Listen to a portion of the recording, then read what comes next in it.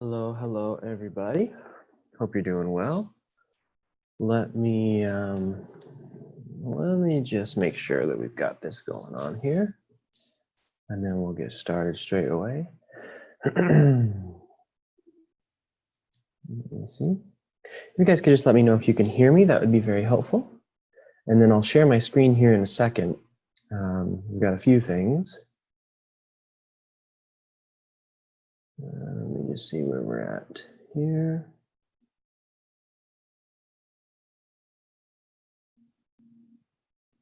I know what we can do.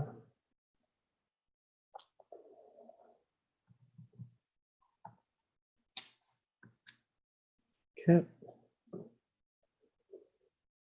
And one other thing. We'll just give a minute or two for everyone to hop on here, and then we will get started.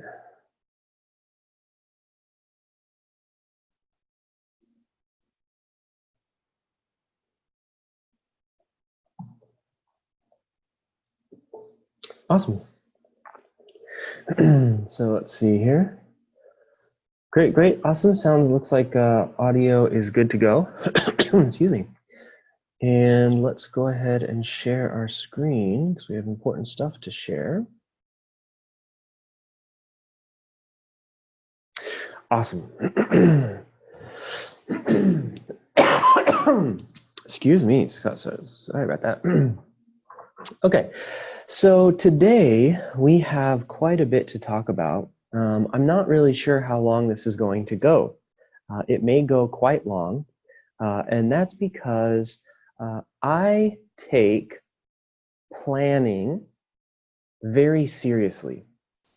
To me, planning in business, and you'll notice that the way that I do planning is not necessarily the same as, creating a quote unquote business plan. I think a lot of people make the mistake of over predicting. So there's a difference between prediction and planning. To me, the planning that we're going to be talking about is really based a lot more in strategy and purposeful and mindful goal setting, and a data analysis. But planning for me is very, very, very, very important. I think a better word than planning, even in terms of helping you to understand what we're talking about today, or at least give you context for what we're talking about today, is designing. So every year, at the end of the year, I take anywhere from 2 weeks to 4 weeks to design my income for the next rest of the year. Now, one of the things that I think is really important to understand as well is that I have found that you can overplan and over-design if you're doing it too often. So at most, I will do this 2 to 4 week planning process biannually, so twice a year. But to be frank, the past 3 years in a row, I've only done it annually, so once a year. Now, it's important for us to think about why, because I would hate to give you these tools, because some of these tools are they require a lot of introspection, they require a lot of work, and they can become a distraction.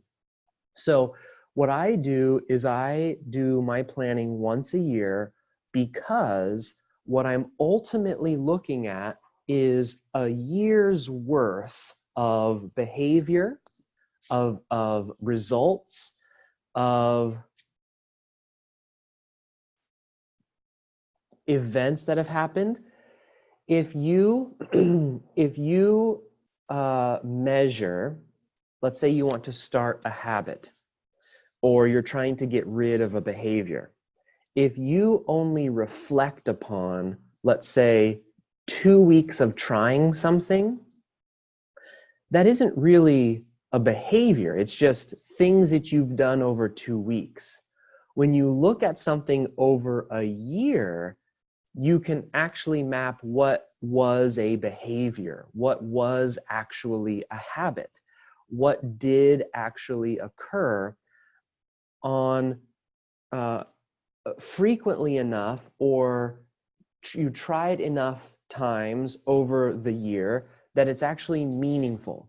So when I say that I only do this annually and biannually maybe, which would be like every 6 months, the reason I only do it annually is because if you were to do what I'm about to teach you and share with you what I do, if you did this every single month, what would end up happening is that your business would change direction so often because the window that you're looking into is not really accurate of a long-term, again, behavior, decision, result. So let me give you an example. In the summer of this past year, the No Pants Project had a month where we only made $32,000 in 1 month. Now that seems like a lot of money, except the way that we've built the No Pants Project, because my third income source, my third source of income, which means I don't have full time to devote to it, so I need to hire staff. There's a lot of people working with the No Pants Project.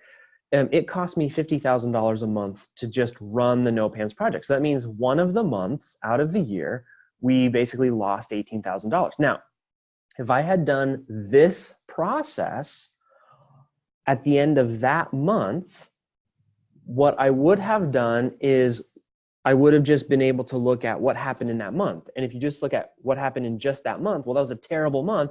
So then based off of that terrible month, we should flip everything around and we should do this.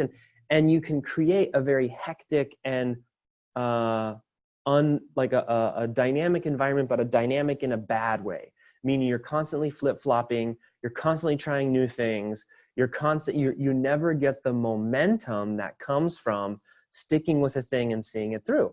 And so luckily I didn't do that review process. And then literally the very next month, it was like 80 grand. And then the month after that, we were back up into the hundreds, right?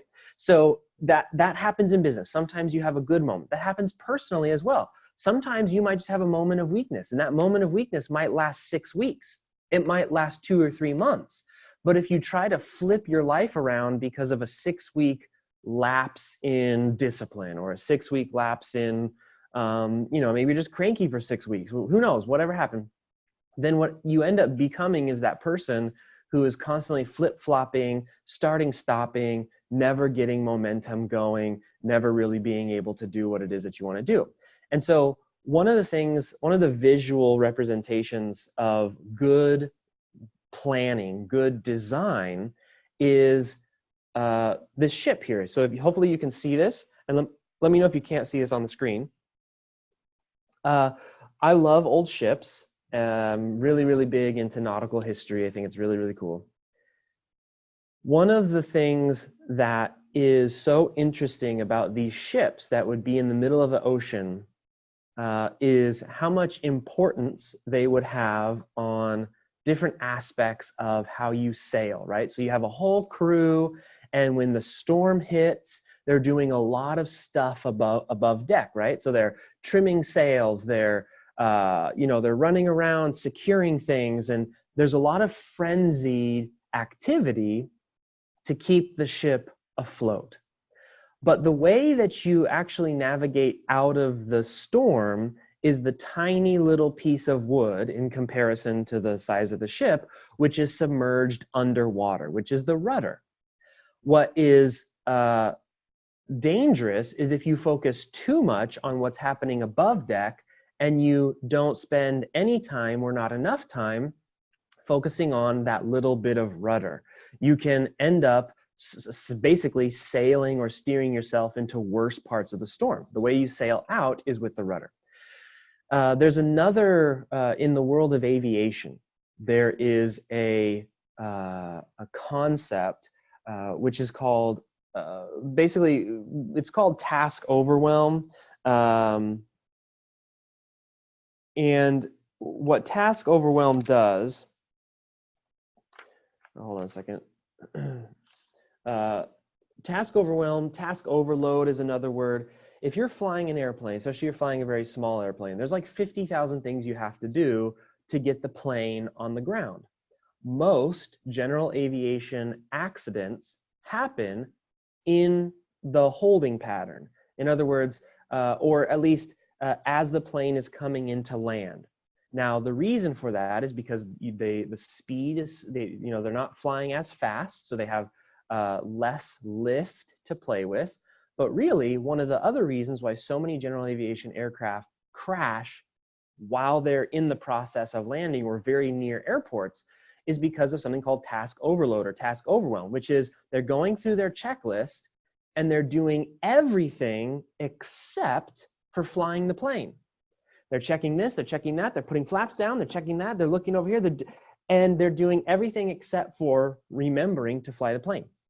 So that same sort of concept, what design and planning is it's the moment where you're flying the plane. It's the moment where you are putting yourself in the driver's seat of your business. Running a business day to day, that's doing the checklist. That's running and looking over here and doing this. For this example of the ship on the sea, that's trimming the sail, that's securing things, it's doing all the things that you have to do above the waterline. But the little rudder that actually steers the ship, actually flying the plane, the thing that you do to prevent a crash or to prevent your business from failing is this planning and process. Now, when I say I take 2 to 4 weeks doing this, I don't do it full time. I'm not spending 2 to 4 weeks all day, every day. I might spend maybe an hour or two for 2 to 4 weeks. And I let these things percolate in my mind. Because you want to be very mindful of what it is that you're creating. A business is a very creative process. And so when we talk about planning, what we're ultimately talking about is designing the business that works for you. And we're going to very simply be detectives to figure out what we've done so that we can course correct excuse me, and take this time to discover our why, like why are we doing things? Why do we want to do this? And to purposefully and strategically design what it is that we want. It's very easy to fall into the trap of creating a business that you don't even want to be in because you're so busy trimming sail and securing things and doing your checklist in the airplane that you forget to fly the plane, you forget to steer the ship. So that's what we're going to be doing today. Now, one of the things that's really important is if you have been trying to start a business, or if you have a business and you're here with us now thinking about how can I, design it to be better in the future, or et cetera, something that's very, very important to understand is that you live the consequences of choices that you make. So whatever your business looks like right now, whatever it feels like, whether it's not producing what you want it to produce, or whether it's crazy and stressful, or whether it's not, whether you're not working with the people you want to work with, whether you're not getting paid what you want to get paid, all of that, it didn't happen to you. It is the result of the choices that you made. It's consequences of the business you have designed. So if your business isn't producing money right now like you want it to, that's because you didn't design it to produce money. And we'll talk about how to fix all of this. If your business is working with people who you hate working with, well, that's the business that you designed. You're living the consequence of that business. So now sometimes the consequences that we live are what are called second order consequences. So here's an example of a second order consequence. Second order consequence is the first order would be you're too afraid to ask for what you are worth. Therefore, okay, so the first order consequence of not being able to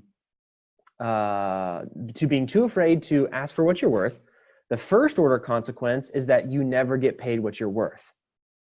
The second order consequence is now, because you never get paid what you're worth, you hate who you work with.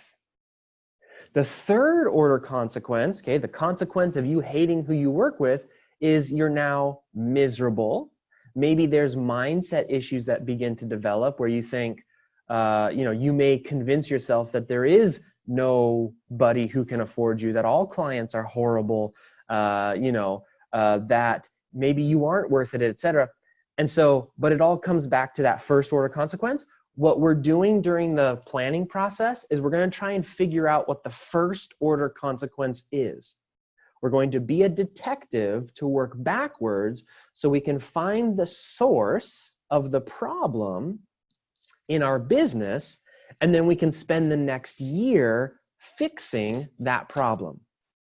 Okay, so again, I'm just sort of pre-framing everything that we're talking about. Now let's pop this open and let's start getting to work here. Okay, so we're going to start asking ourselves a couple of questions. And see if I can get situated here. Okay. And the first and most important question that we're going to ask is, when we start to review, is, did this serve me? So again, we're going to do some detective work, and I'll walk you through the questions that we are going to ask ourselves specifically. But ultimately, what you're really trying to figure out is, did this serve me? Now, what do we mean by did this serve me? Does it mean that the world has to revolve around me and I need to be self-centered and I need to be greedy and I need to, no. What we're talking about is capital and in quotes me, which is the number one business asset. So until you have a $50 million a year company with a board of directors and you've hired a CEO, until that happens, you are the number one asset in your business. You are the number one asset in your business. So when we say, did this serve me? What we're ultimately asking is, did this serve the number one asset in our business? Okay. Now, why is this important? Like, why is this the angle that we're taking to begin our detective deep dive? Well, because when you ignore or when you don't serve, when you do the opposite of serving, when you hurt the number one asset in business, the only consequence, whether it's first, second, third, fourth, fifth, whatever order of consequence it might be, the only consequence that can occur is a negative one, right? So think about it for a second. It's like any relationship. If you mistreat a relationship, eventually that relationship fails. What we're talking about here is caring for the number one business asset. If we agree that the business you're running right now is a series of consequences, whether it's first, second, third order consequences, if the business you have right now is a series of consequences, then the source, the main mechanism that produces those consequences is you, the asset, the number one asset in your business. Even if you have virtual assistants and staff and etc., when I look at the No Pants Project, every single consequence, the business that we run here today, even with the 13, 14, 15 people that we have on team in freelance roles and full-time roles and et cetera, that is all, where the first, second, third, fourth, fifth order consequences is all a result of Mike Shreve, the asset, causing those consequences. Okay, so when we look at our end of year planning, when we start our detective work, we're ultimately figuring out what served me, what didn't serve me, and what do I do about that. Okay, so that's what I want you to understand. Now, there's a couple of actions that we take as we go through this process. So the first is we either reject or, and I know I'm not spelling this right, but eject, it doesn't look right at all. It's got to be a better way. But you reject or eject something. So if it didn't serve you, then you put it on a list of rejecting it from your 2020 or ejecting it from your 2020. Now, what's the difference between reject and eject? For example, I reject, let's say, for example, that I find that in 2019, I spent a lot of time kowtowing to certain people's opinions. Let's just say that I did that, okay? Let's say that for some reason there was a certain group of people whose opinions I really, really cared about. And I would see that opinion in my Facebook newsfeed. Well, I would reject that in 2020 because maybe it didn't serve me, right? Maybe I did an analysis.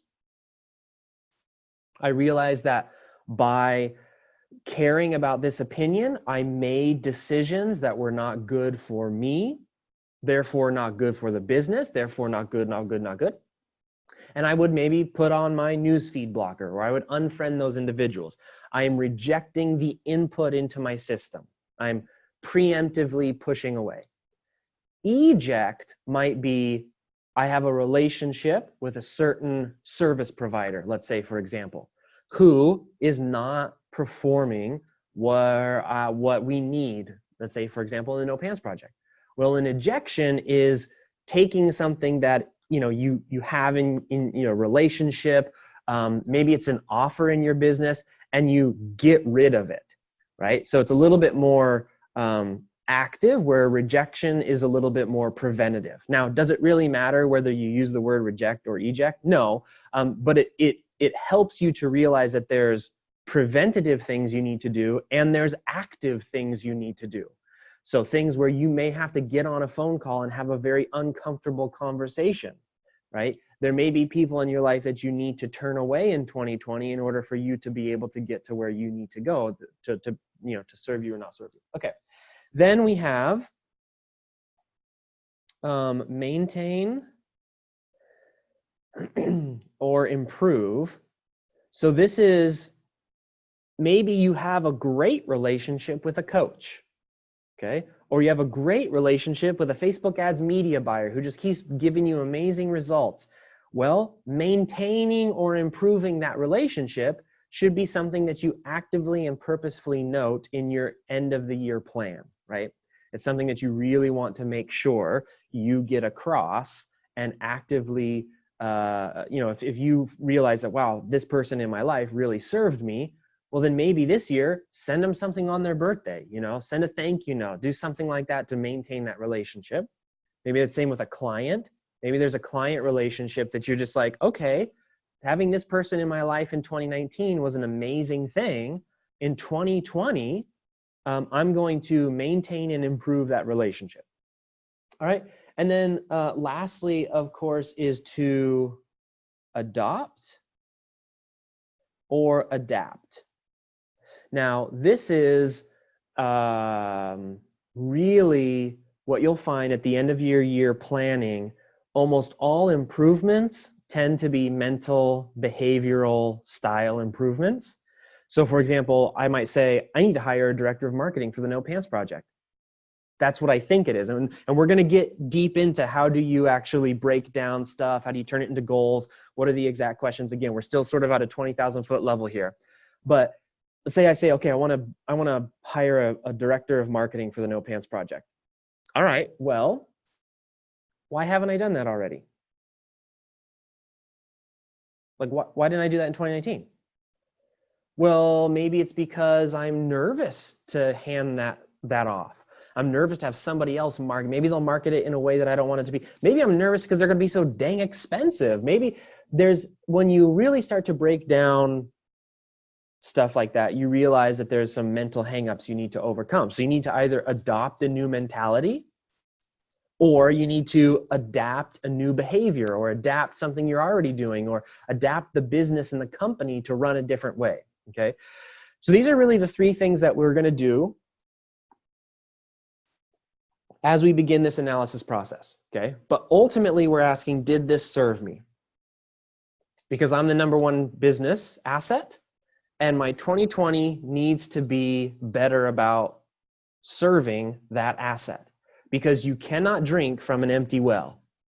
And if you're in a service-based business, which we all are here, even if you're doing coaching, consulting, even if you're selling information products, you're offering service, right? We're not doing e-commerce businesses. So if you offer service, you have to have a well that is full.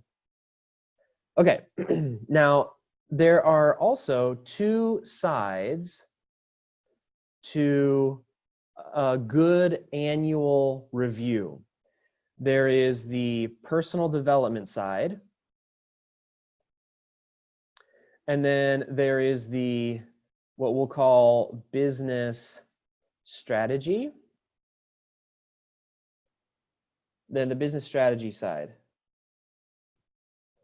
Okay, so again, this is, am I improving the mental, oh my goodness, mental, emotional, physical, spiritual, if that's your thing. For me, it's mindfulness.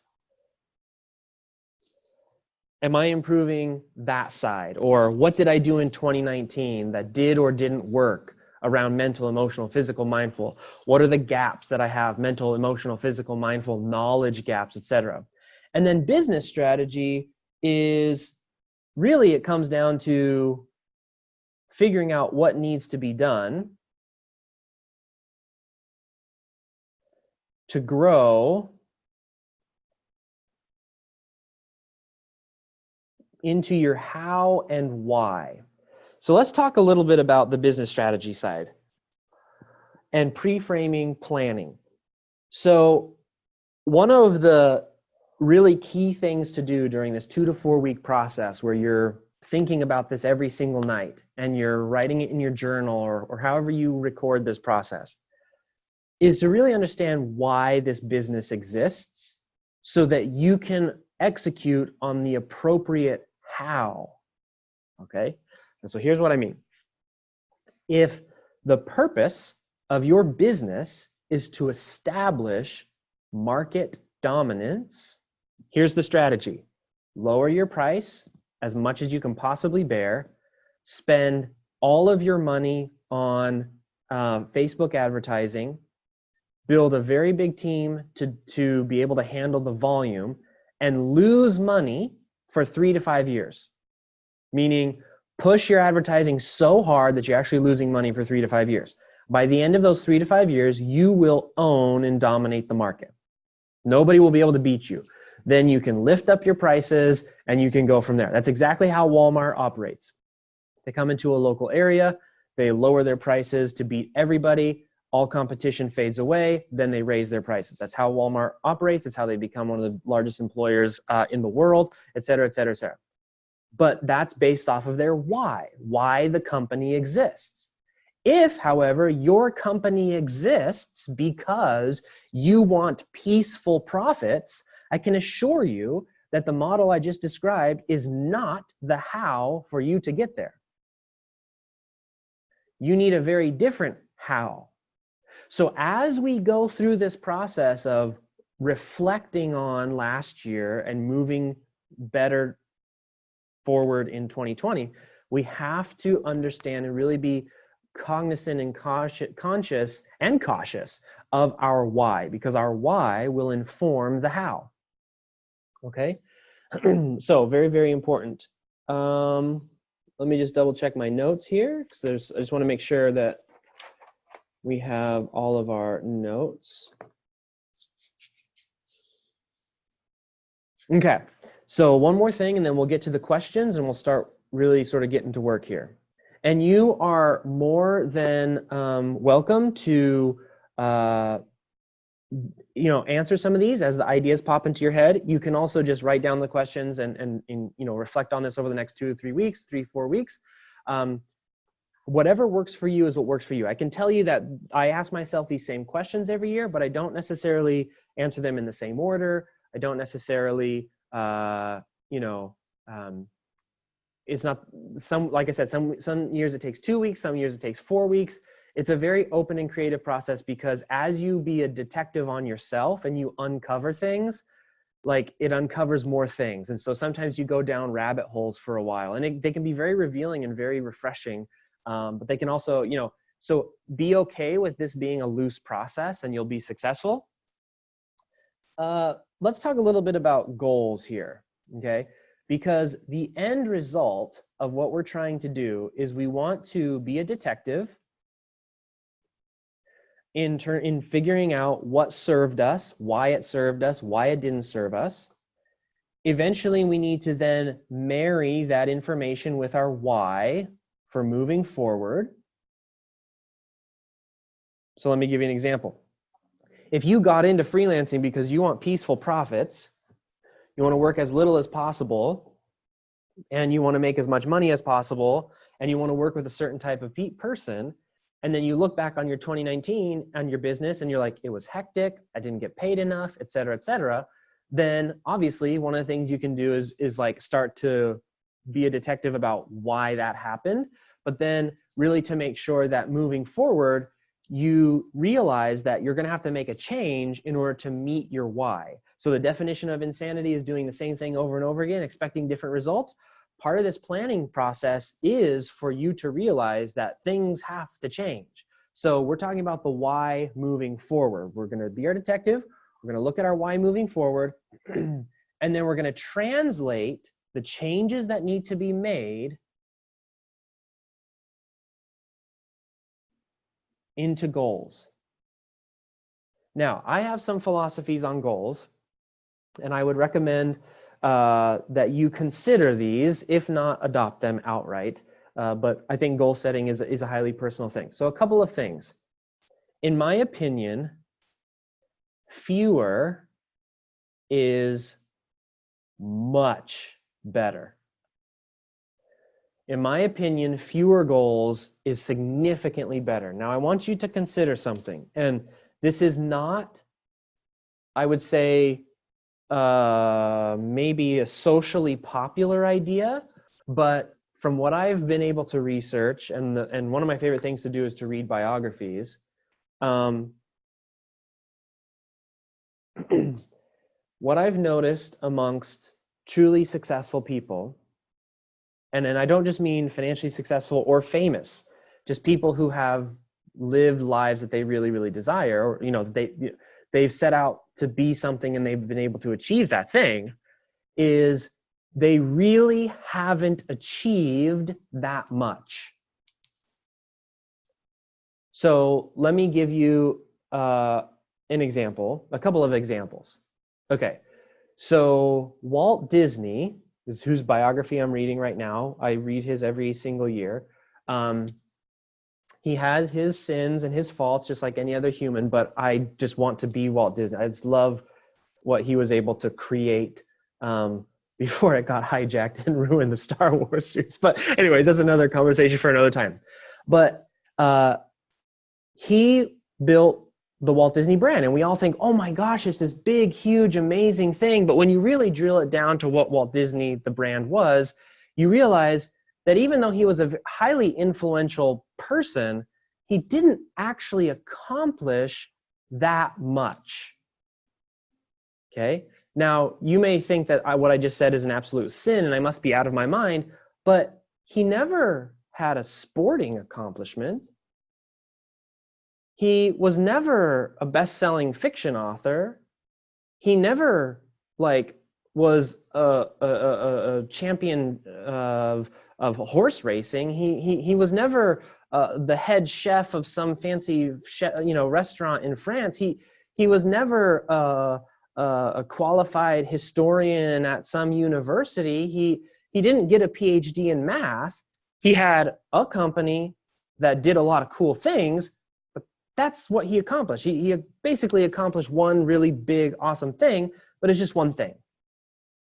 I think one of the problems with the information age is that we see a lot of people doing cool things, and we make the mistake in assuming that because we see all of the cool things and we're exposed to more cool things than we've ever been exposed to, that we then feel a pressure to do all of the cool things. But time and mastery, would highly recommend reading the book Mastery by Robert Greene, and Talent is Overrated is another good book. Time and the process of mastery just doesn't allow for that kind of approach. So if you look at, for example, Pablo Picasso, wow, wildly accomplished. He made a ton. Last I heard, it was like, and I could be wrong, somewhere between 30 and 50,000 different pieces of art. But he wasn't an Olympic pole vaulter. He wasn't a screenwriter for movies. Now, of course, there are exceptions, and I'm not saying that don't explore many different facets of your life. What I'm simply saying is this idea that we need to have 50 goals, or this idea that if I don't have 15 goals this year, I've failed, or even this idea that it's even possible to have 30 goals and to achieve all 30 goals, I think is dangerous, because it sets up an unrealistic expectation, and then you start to fail in your goals because there are only 24 hours in a day. And when you start to fail in your goals, you start to think that you're not, you can't do it, even if it's on a subconscious level.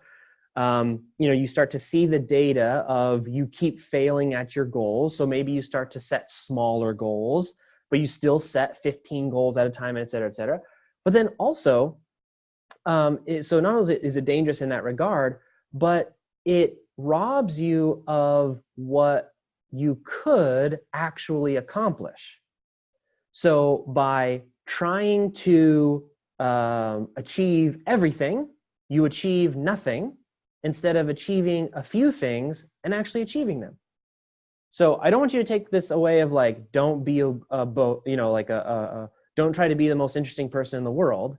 That's not what I'm saying. I'm saying when it comes to your business, don't try to run 50 businesses at once. Don't try to go in 50 different directions at once.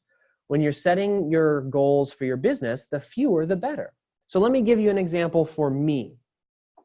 I have one goal for the No Pants Project this year. The goal is for it to become what's called a level 3 passive ownership business. So by the end of 2020, I will no longer be involved in the day-to-day of the No Pants Project. Someone else is going to run it. Somebody else is going to sell everything for me. I will show up to teach and do little things like this and to do coaching. But by the end of this year, I will be completely hands-off. That's my one goal for the No Pants Project.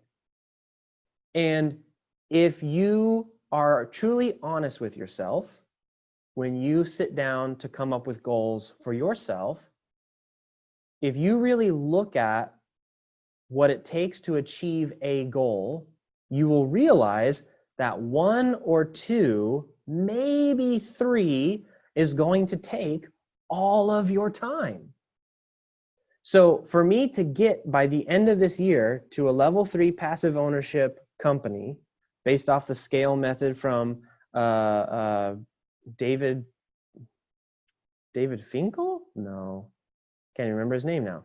Another book is the Mike Michalowicz Clockwork book. To get there, it's going to take all my time, all my energy, all my focus, everything in order to achieve that in a year. So the fewer goals you have, the better. And then once you have these few goals, we're going to break them down into 90-day segments, and then from 90 to daily. Okay. A lot of people will set a goal, they'll make a resolution, they'll make a plan, and then they'll just assume that somehow tomorrow they're going to get started on it. Part of what takes me 2 to 4 weeks in this process is taking the goals and spending the time to break them down into the 90-day and daily actions or daily habits or daily behaviors. So for example, let's say that you want to hit a certain income level in your business, and that's the one goal that you have. Or maybe you have two goals, whatever, it doesn't matter. But let's say that's your goal for 2020 is you want to hit $100,000. We had a couple people just in the past week or two post that their 2019 was $100,000 a year as a freelancer. It's very, very possible. I believe anyone can do it. I was chatting with a potential client the other day. In some parts of the country, $100,000 is basically middle class income if you factor in that most families these days are double income families. It's like in California, 100 grand is basically middle class. Okay, so let's say that you get to that point, or that's your goal, and you break it down. Well, there's a couple ways to break it down. Break it down in the first of knowing that every 90 days you have to make $25,000. Okay, well then you need to make daily, assuming you're gonna work X, Y, Z, okay, 25,000 divided by, you know, however many days you plan on working, et cetera, et cetera. So that's one way you could break it down. But then you could also break it down and say, okay, well, I wanna sell something for $2,500, which means every 90 days I need to get 10 people to say yes. Okay, which means every day I need to do X on marketing. I'm gonna either send X number of emails or outreach messages, or I'm gonna do LinkedIn, or I'm gonna do, I'm gonna join masterminds so that I can, be a part of masterminds and sell my services at masterminds, or I'm gonna do, maybe I'm gonna start a Facebook group, or whatever it is that you choose to do, and you break it down into a daily habit. And then you just do the Seinfeld method, very, very simple. You do the Jerry Seinfeld method of get a calendar, put an X on the calendar for every day that you accomplish what you set out in your plan, in the design that you've created. Some days you may do more, some days you may do less, but if you just make sure that you hit it every day, this is how you get to goals. So for example, in the No Pants Project, I have the goal of by the end of 2020 to be a completely passive owner in this company. Now that's connected to my why. And part of that is that in 2019, not being in a passive ownership role, being so active in the day-to-day runnings of the No Pants Project, in conjunction with my other two income streams, was too much stress for me, right? I had like negative health problems occurred. My mindset took a real beating this year in 2019. There was just some really things that when it comes to my why of the purpose of the No Pants Project, realized that my 2020 goal is this one specific thing. Okay, so I break it down. It means that at 90 days, maybe I need to have all of the support, all of the day-to-day putting out of fires, all the day-to-day drama of dealing with people at scale needs to be completely off my plate in 90 days. So, okay, so how am I gonna break that down? The first 90 days. And then the second 90 days, maybe all of the client work that we're gonna start doing in the No Pants Projects need to be entirely in the hands of the team, where I show up for like one 2-hour thing with our clients and whatever, blah, blah, blah, et cetera, et cetera. And then by the third 90 days, maybe our entire marketing and sales is completely in somebody else's hands. And then by the final 90 days, I've taken a 4-week vacation and nobody's noticed, right? Like completely disconnected from the No Pants for 4 weeks and nobody has even batted an eye. We have the best revenue month we've ever had, and the team is happy, they're happy I'm out of their hair, and the clients and students are being served at a level that I could never do by myself. Okay, well then, to achieve those things, I would go and break down the daily habits, the daily things that need to occur for that to happen, okay? Okay, now one of the ways to get fewer goals, one of the very important ways to get fewer goals, is a very simple activity that I like to do.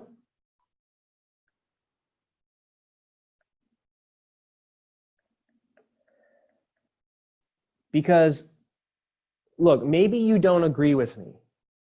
Maybe you think that people who have achieved great things achieve a lot. Maybe maybe you would say, well, Michael Jordan was a great basketball player and he played professional baseball. Okay, cool. I mean, to me, he was really, really good at sports, and that's one thing. But let's just say in your mind, you're like, no, no, no, I need to have lots and lots of different goals. Okay, I completely understand that. I think over time, you will find that that's a very difficult way to do things. But here is a tool that can help you to take all of the desires that you have and narrow them down to at least a smaller handful, a more manageable handful of goals that you can set for yourself. Now, please understand, I'm not saying you have one goal for your entire 2020. I'm saying you have one goal for your business for 2020. Maybe you have one goal for your health.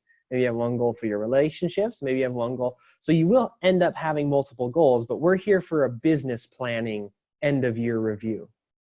We are going to talk personal development because you are the number one asset in your business, but I just want to make sure that we're fully clear here. Okay, so how to get fewer goals. It's very, very simple. List all the goals. Just list every goal that comes to mind. Well, I want to do this, and I want this, and I want this, and I want this, and I want this, and I want this, and I want that. I want to make this much money. I want to have somebody pay me to do this. I want to offer this. I want to change this about the way my business is, and et cetera, et cetera, et cetera. What happens too often, and those of you who study mindfulness will know what this sort of process is as human beings, we are hardwired to make judgments very quickly. Okay, so one of the difficulties in goal setting or year-end planning is making judgments and conclusions before we've had a real chance to analyze. In other words, by just allowing for goals to get out of your mind and onto paper, you take them out of the very reactionary,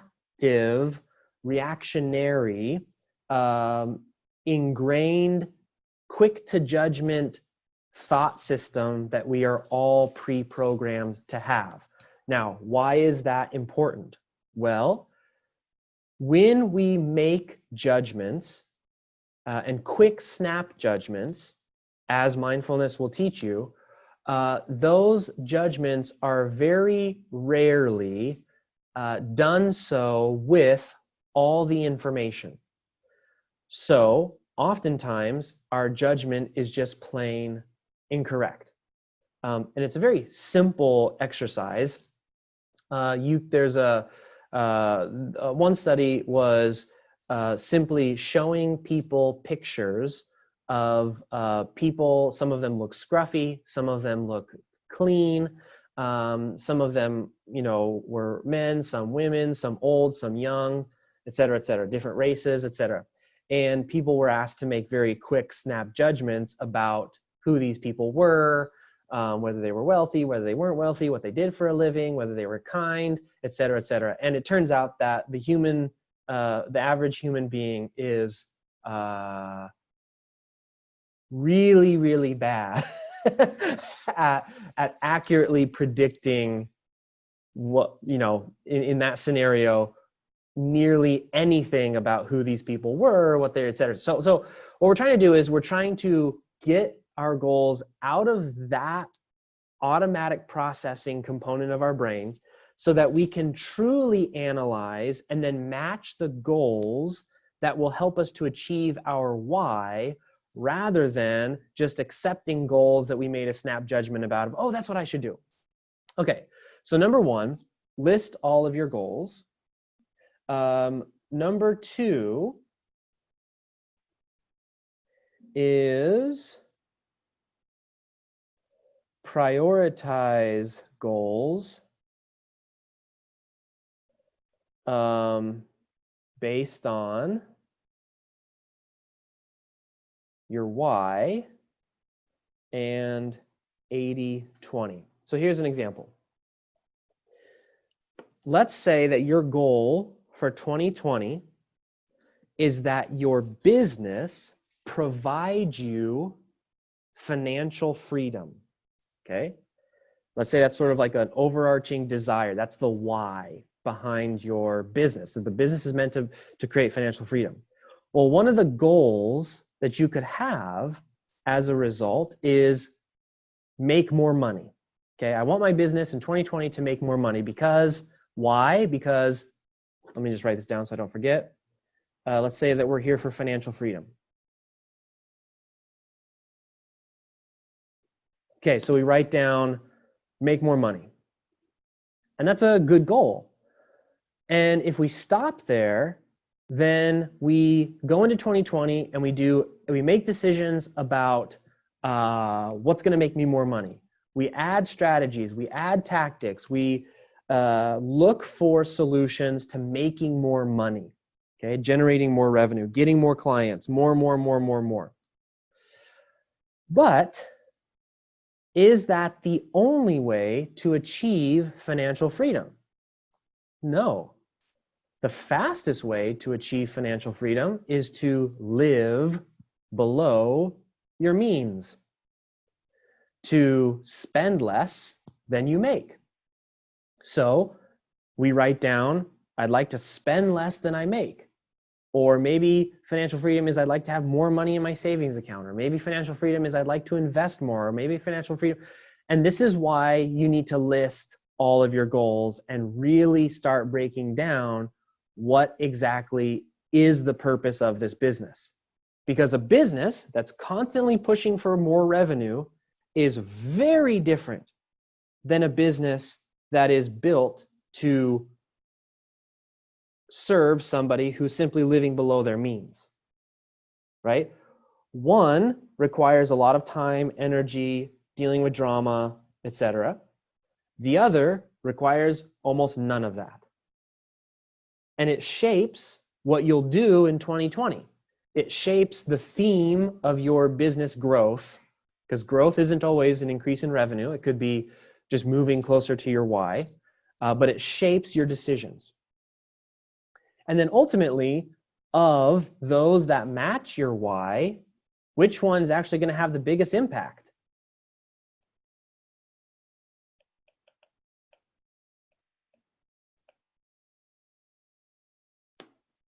So for example, if you look at my goal of 2020 to be completely independent and to have a level 3 business by the end of 2020, passive ownership, there was lots of goals I had, right? There's lots of different ways to solve the problem of this third income stream was a little bit too stressful while also balancing 2 other income streams.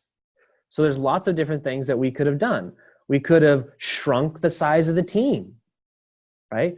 Maybe don't have a $50,000 a month financial nut that you have to meet every month. Shrink it down to $2,000. Totally possible. We could have done that. Maybe shut it down completely. That would have definitely relieved me of a bunch of stress. Maybe raise prices on everything so that we need a third of the number of people that we have in our programs. Maybe change the delivery on some of our programs. Like there's so many different things that you could have done. But for me, the biggest impact was executing, meaning the biggest impact that most aligned with my why was this level 3 business, which we're going to be working on in 2020. Okay, so that's what we're going to do. All right, so we've talked almost an hour now about what it is that we're doing. And that's, if nothing else, representative of what the end of the year planning process is like. And what I mean by that is it's very slow. If you're bored right now, I would like to congratulate you. This is what a good planning session feels like. It's digging deep. It's going a step beyond what most people are willing to go. It's when you're bored and want to go do something else and go watch The Crown, which by the way, I'm watching right now, season 3, it's so good. You keep digging deeper. You really are trying to align the actions you take in 2020 and you're really trying to steer the ship. Okay, so we've talked now about sort of what we're trying to accomplish. Now let's give ourselves some tools to actually accomplish these things. Because you can't just sit there with a piece of paper and like, I need to figure out what my why is. That is difficult for the average human brain, mine included, to just pull that out of thin air. So here's what we're going to do. Let's talk first about personal questions to ask. And you're going to start asking yourself and really review. Now, this is why journaling is so important. A lot of the time I spend in the 2 to 4 weeks that I do my personal planning, I'm not pulling this out of my memory because memory is, in general, quite faulty, right? There's a lot of evidence for, some of you know that one of those charities that I support helps free wrongly convicted people from prison. Well, a lot of the testimony that wrongly convicted people who were later released because of new DNA evidence, the testimony that got them convicted was based off of memory. So memory is in general faulty, which is why having a journal record is so critical and important, okay? So hold on one second here.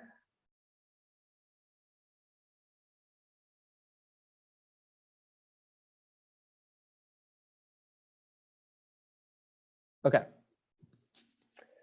So here are the questions that we want to ask ourselves. And we'll start with sort of the personal development. Remember, we're looking at, did this serve or not serve? Okay. Number 1.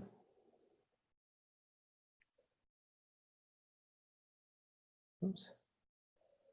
What decisions did I make in 2019, and did it serve me or did it not serve me? Now, you may say, what are you talking about? When we say decisions, what are we ultimately looking at? So for me, I'll give you some examples. The decision to hire X coach. The decision to move to Y city. The decision to offer X product or X offer. The decision to stop sending cold emails and try something new. The decision to what you're ultimately trying to track here, and don't jump to a summary, like literally go through as many decisions as you have record of or that you can at least try to accurately remember. What decisions did you make? And from those decisions that you made, asking yourself if it served you or if it didn't serve you, and then digging into why. So for example, let me give you an example. This technically happened in 2018, but just for sake of this exercise, hiring those 2 guys that I hired at the end of 2018 to essentially take over my business, okay? These were the guys that ripped me off of so much money, but that was a decision that I made. Now that did not serve me. The end result of that decision was a horrible catastrophe. To be completely transparent, one of the worst 6-month periods of my life was the fallout from that decision that I made. Now, okay, great. That's a wonderful piece of data. We're going to just whine and complain about what happened in our life, and that's going to help us build a business, right? No. What helps you actually build a better business moving forward into 2020 is to ask, why did I make that decision? So you figure out which one served you, which one didn't serve you, and then you analyze why. And then you can analyze or summarize, that's summarize, the needed adjustment. So if you remember earlier, we talked about the adjustments being reject or eject, maintain or improve, adopt or adapt. So, for example, in 2018, why did I make that decision?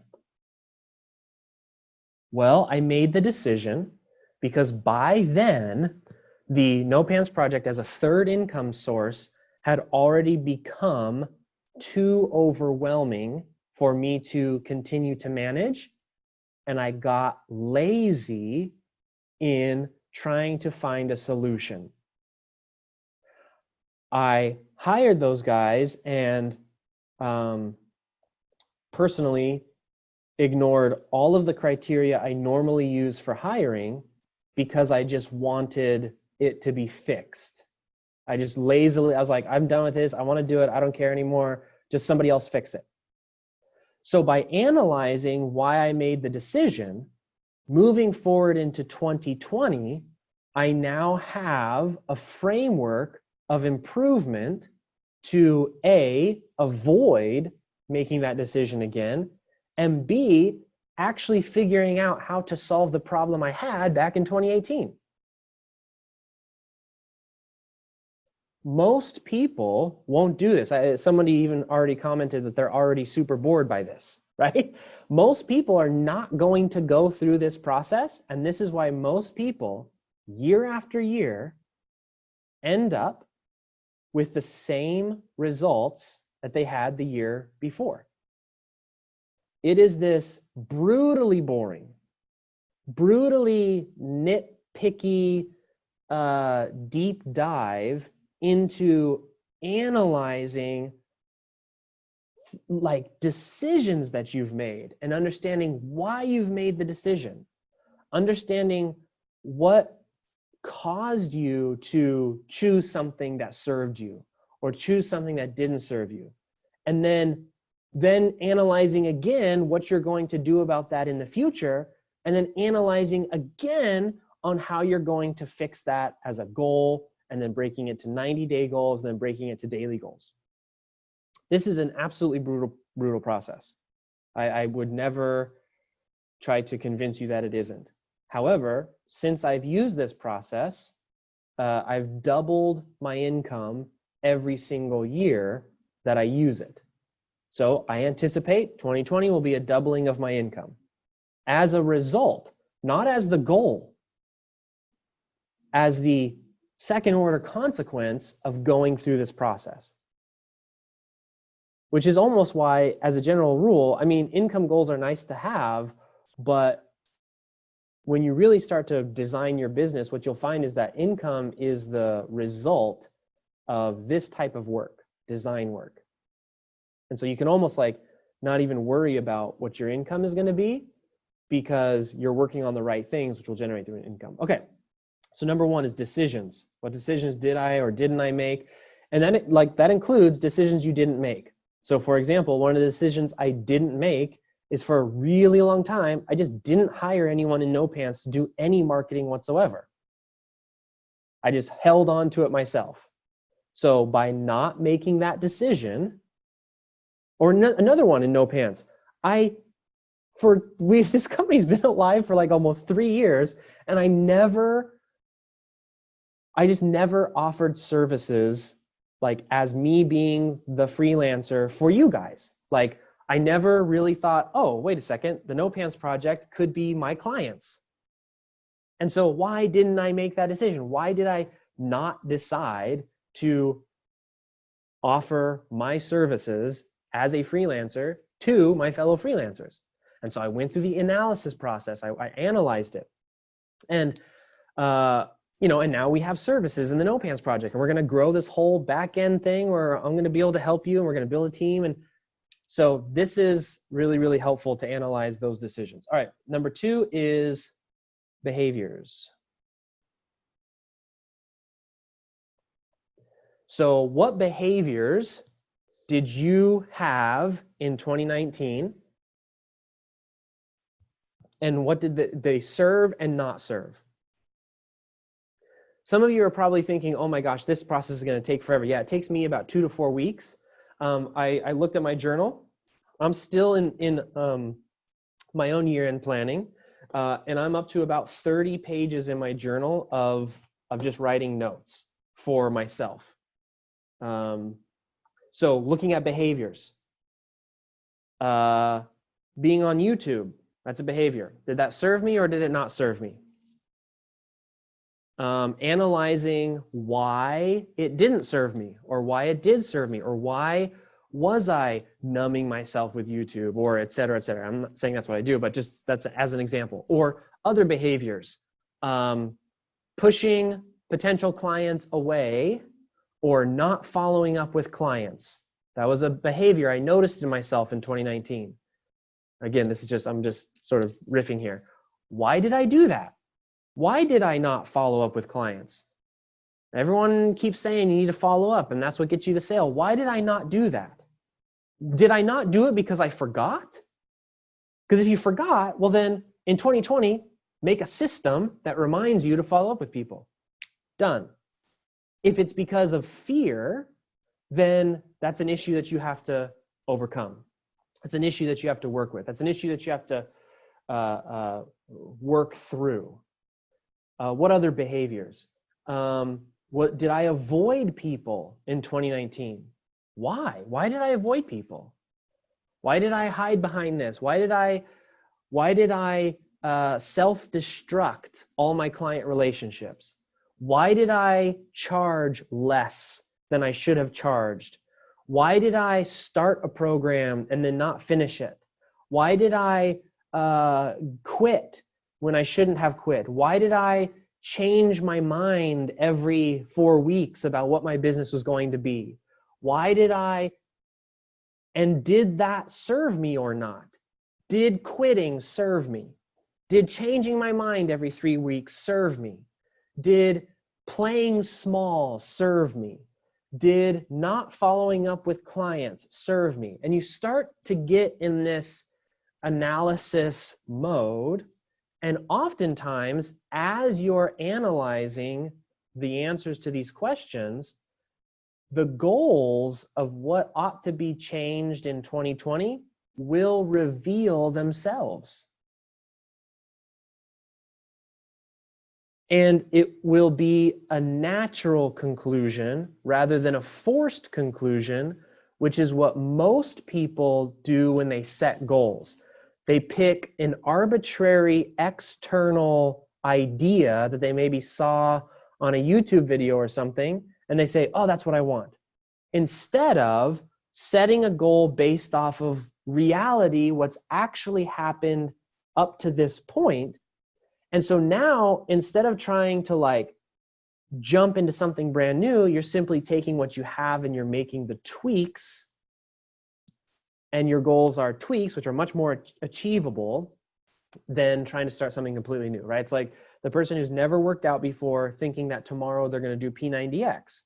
Well, what's more realistic is somebody who's never worked out before walking for 5 or 10 minutes a day. That's just much more achievable. And their year goal could be, by the end of the year, I want to be able to walk an hour every single day. Now, in our culture, and with the advertising that's out there, we say that's a really lame goal, right? To say you walk 1 hour a day and it's going to take you a year to get to that point. Well, there's a couple things about goals.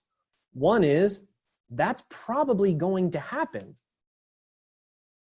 What's probably not going to happen is you do 7 rounds of P90X in 2 months, right? That's just probably not going to happen. But also, when you achieve a goal, you can put a new goal in its place. So let's say that you want to start walking an hour a day and you haven't. And you say, this year, 2020, that's what I'm going to focus on. I'm going to walk an hour a day. It doesn't mean you have to take all year to work an hour a day. It just means for at least a year, you're going to focus on that one thing. And that in and of itself will very likely allow you to achieve it much faster. So maybe it'll only take you 3 months. Then at 3 months, you say, you know what?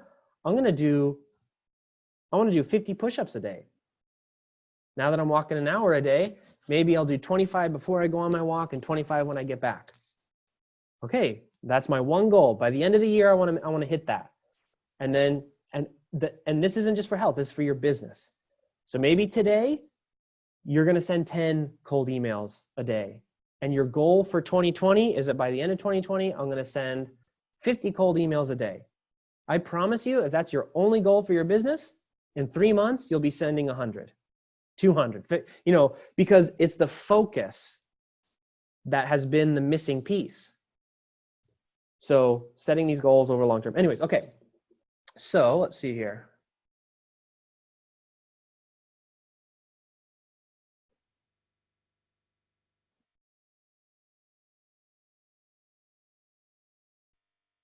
Yeah, Sue says, oh my gosh, I feel better knowing that even Mike has a lot of the same problems I do. Oh my, I have problems aplenty.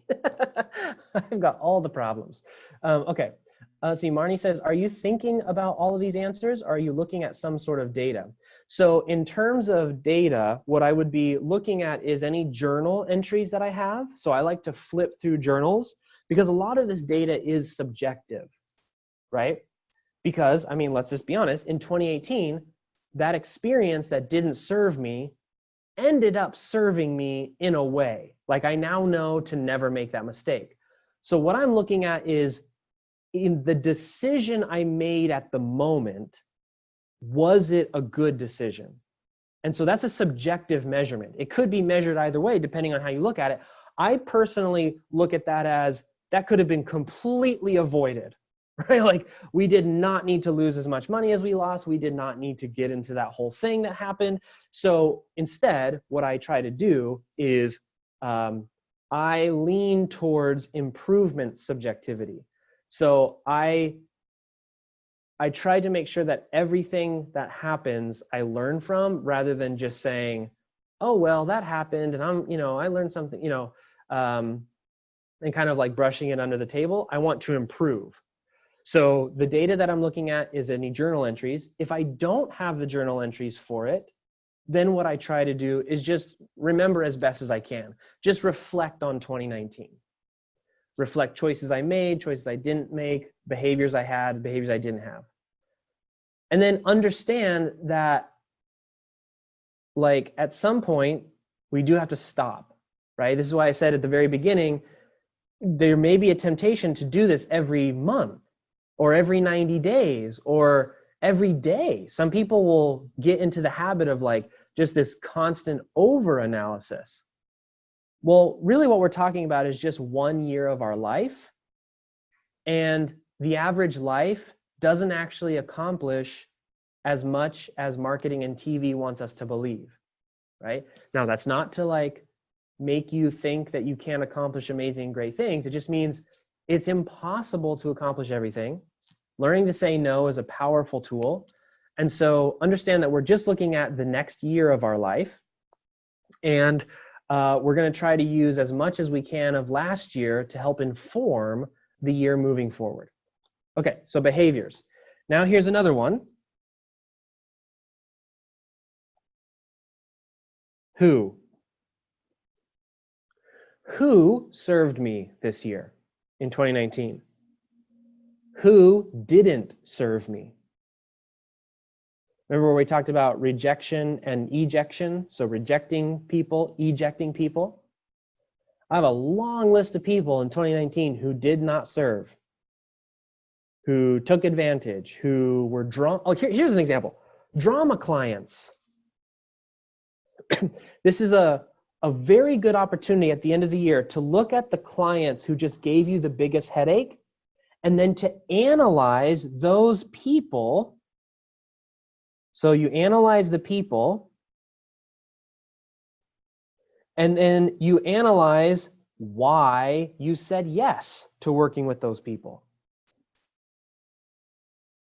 So for example, if you have a nightmare client, and that nightmare client just, you look back on that in 2019, and you think to yourself, holy smokes, that person was horrible, then you can ask yourself, why was that person horrible? What exactly about their behavior did I not like? Okay, because it's not very helpful if you don't like actually analyze that and then say, in the future, I will avoid people who fit these behavior profiles.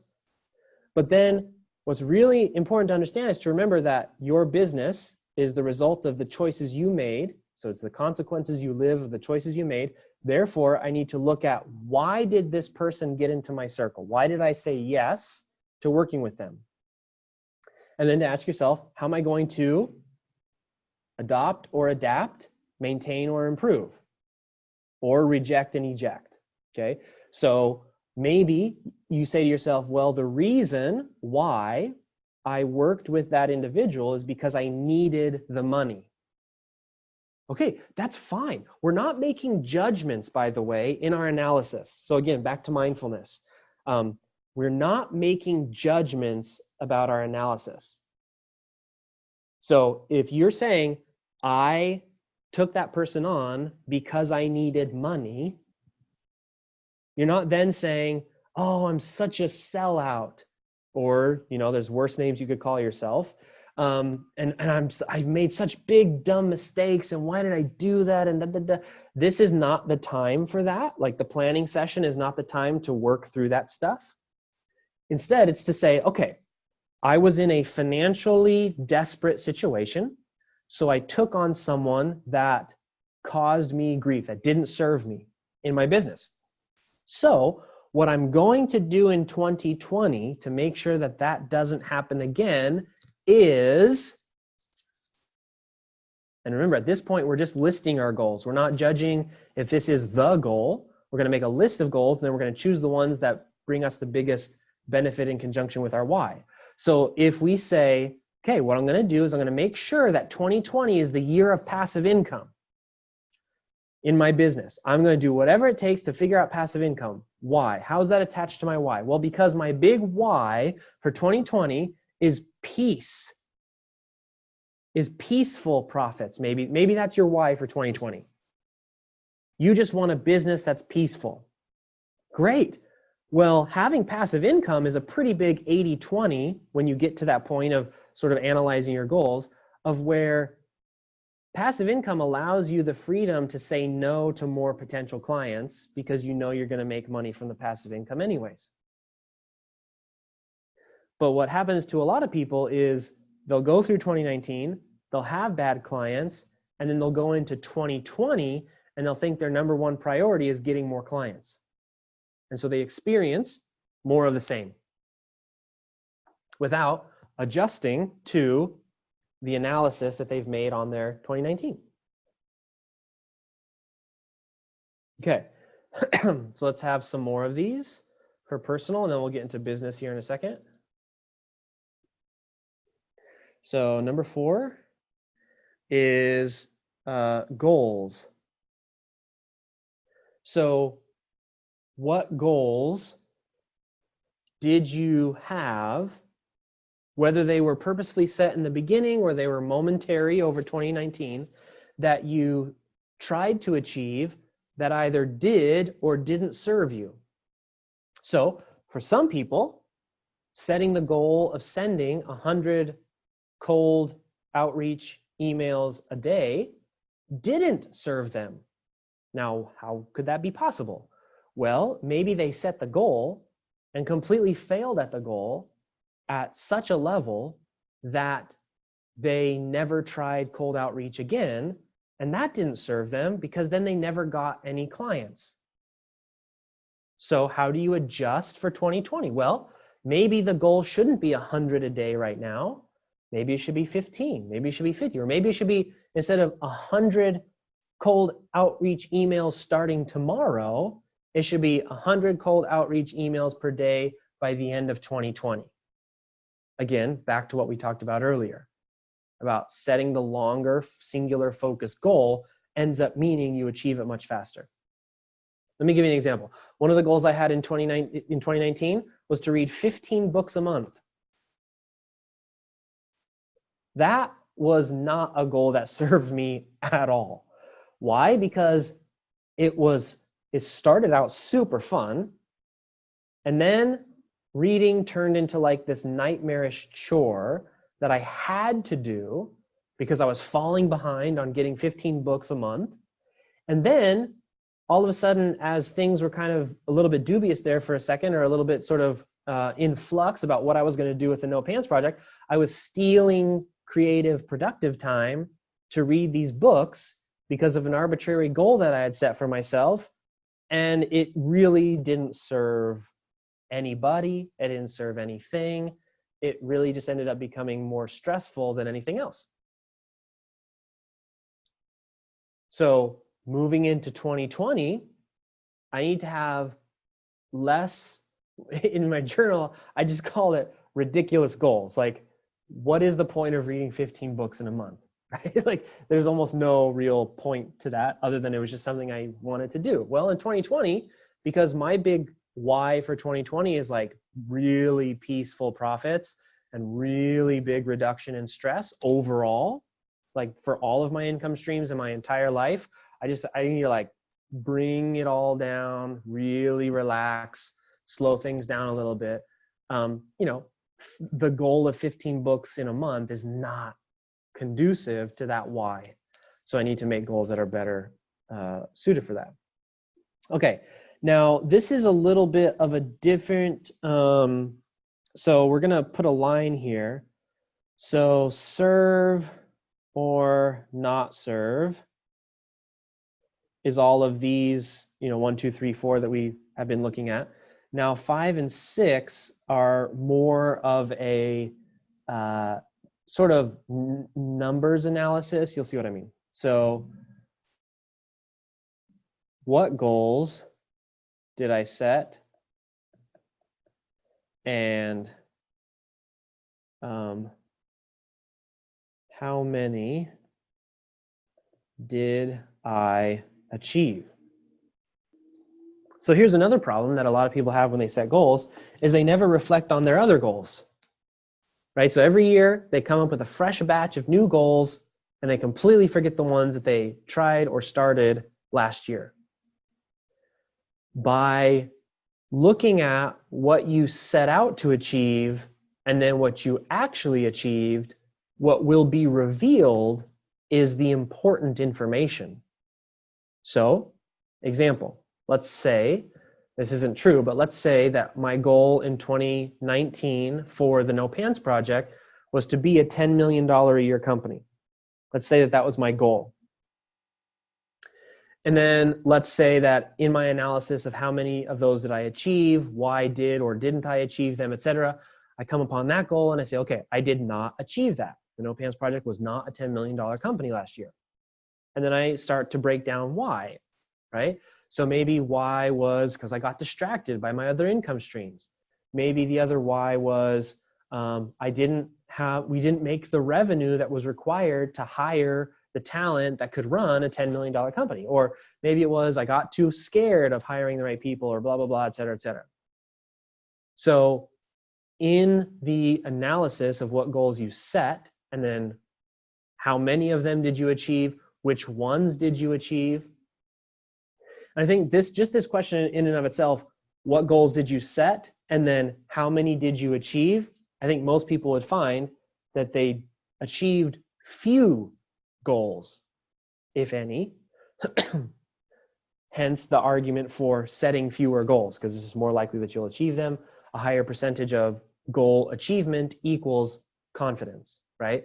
So they say one of the best ways to increase your confidence is to do something that impresses you, like impresses yourself. So go do bungee jumping and you're like, oh my gosh, that was the scariest thing I've ever done. I can't believe I did that. Same kind of concept with goal setting. If you achieve 100% of your goals, you'll be more likely to have confidence in setting new goals. It doesn't mean you have to set 50 goals to achieve 100%. Just set 2, achieve them, you set more. So again, what goals did I set? How many did I achieve? Why didn't I achieve them? What needs to change in 2020? Well, maybe I need to set fewer goals. Maybe I need to set the bar of those goals to be a little bit more realistic.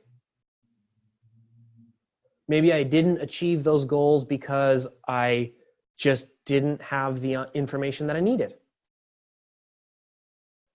Maybe there's another one, and this one's harder to track, but this is really like, we'll just call this a bonus question, depending on how deep you want to get into this. This is what I do though every year. It takes a bit of analysis. How much time did I spend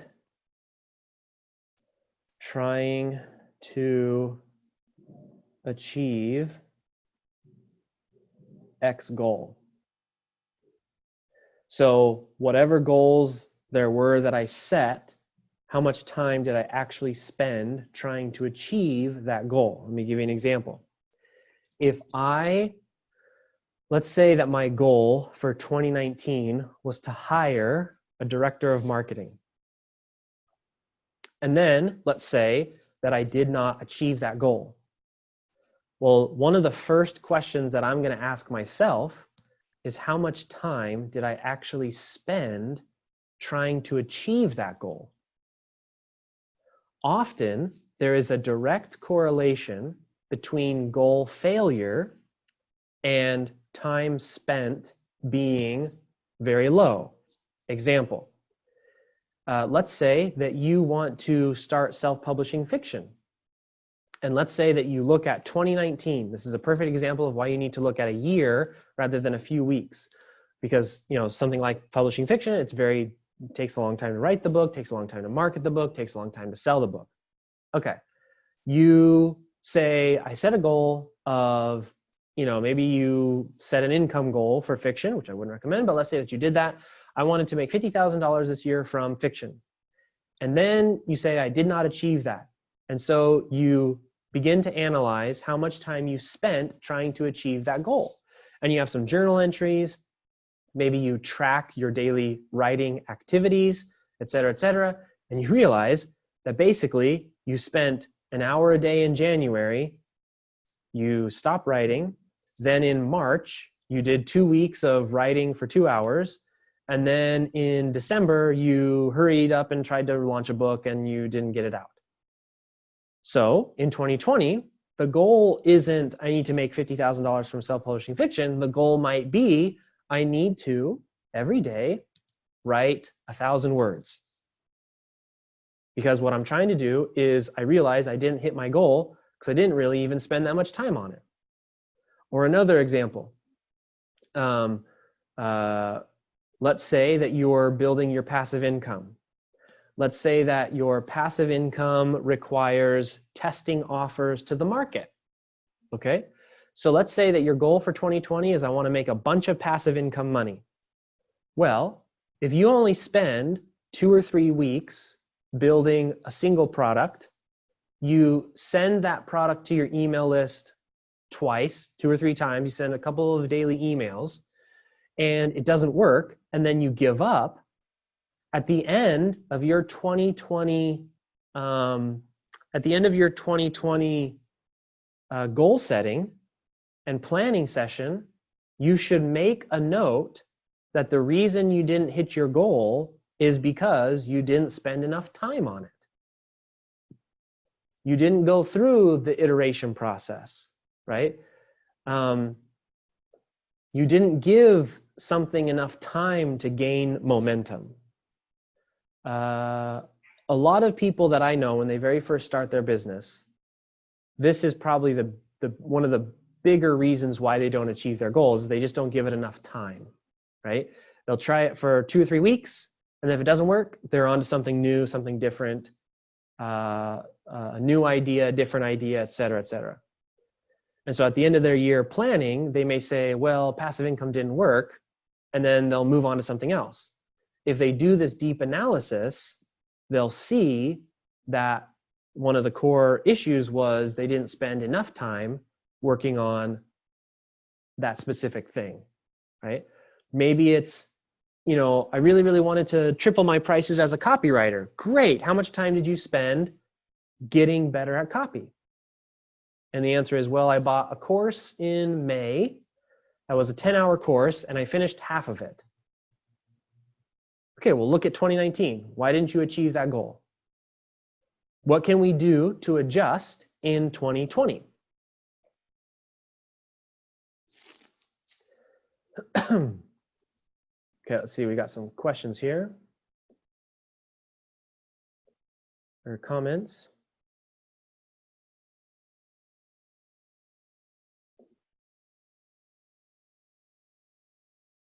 Oh, awesome. Doug and his amazing notes. Doug says, how do you like journaling? Do you do digital or longhand on audio while hiking? And do you have any tips on quality journaling?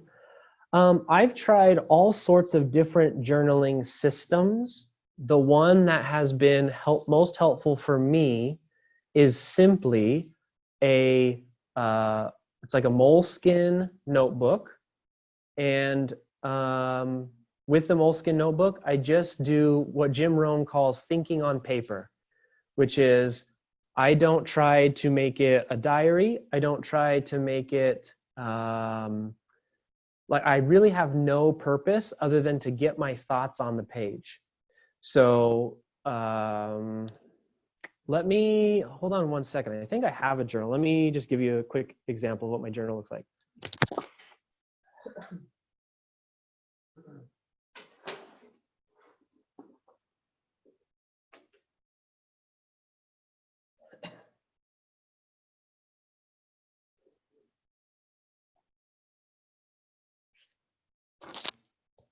Okay, so here's an old journal, okay? Dated January 28th. I won't tell you the year because it dates me a little bit here, but here it is.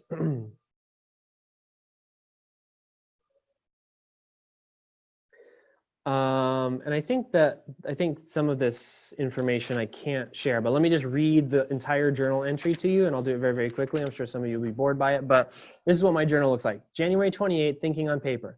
I'm flying back home from Dallas. Second week I was gone inside of 30 days. 5 of the last 8 weeks I've been traveling. It sucks, and amazing things are happening.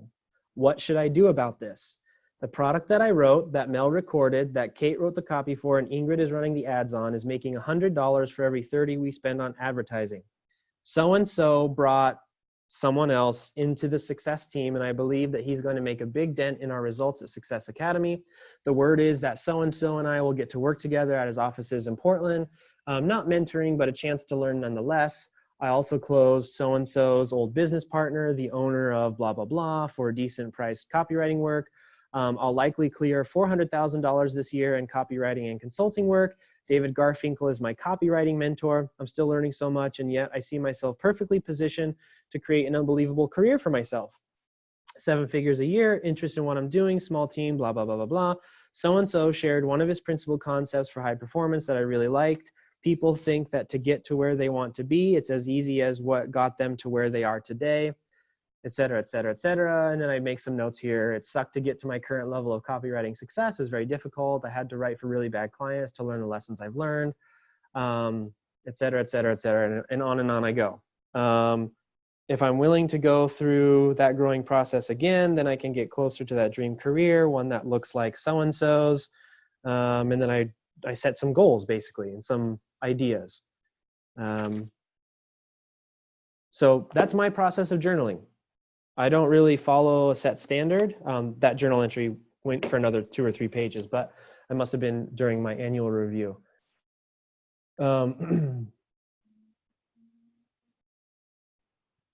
So that's my process. I think journaling is fairly personal. But then on top of journaling, I do have progress records. So for example, I do track how much I write, for example, for my fiction business. Like I track how many words I write every single day. For freelancing and for No Pants, it's more of some of these other questions, which we'll get to. Hold on a second. Which we'll get to here in a second, which are business-related questions, and I track that. So we'll talk about the data for business. But so I have like numbers data, and then I have my journal, and I use both of those things for tracking. Okay. So what goals did I set? How many did I achieve? How much time did I spend trying to achieve that goal? This is all good review for you. Now from here, you can do sort of like a general summary. And the general summary is very, very simple of what was successful in 2019, what was a failure And you may have already answered these by going through these other questions in 2019. And what was the 80-20 of my 2020 why? So for example, let me start with number 3 first. Let's say that my 2019 why was different than my 2020 why. That's okay. Businesses, the purpose of them, at this level, when you aren't making $50 million a year and you don't have a board of directors to report to, guess what? Your business gets to look exactly like you want, whenever you want. You don't have to kowtow to anybody's idea of what your business should look like. So that means you get to change it whenever you want, etc. Okay, but let's say that my 2019 why was different than my 2020 why. Okay, great. What in 2019 though, from what I've already done, could help me in 2020? An example from No Pants. I have a really good team that we built mostly in 2018 and 2019. And if my 2020 goals is to not be involved that much, to have a level 3 passive ownership business, like the 80-20 of what's going to make that happen in 2020, I laid the foundation for accidentally, but still laid the foundation for in 2019.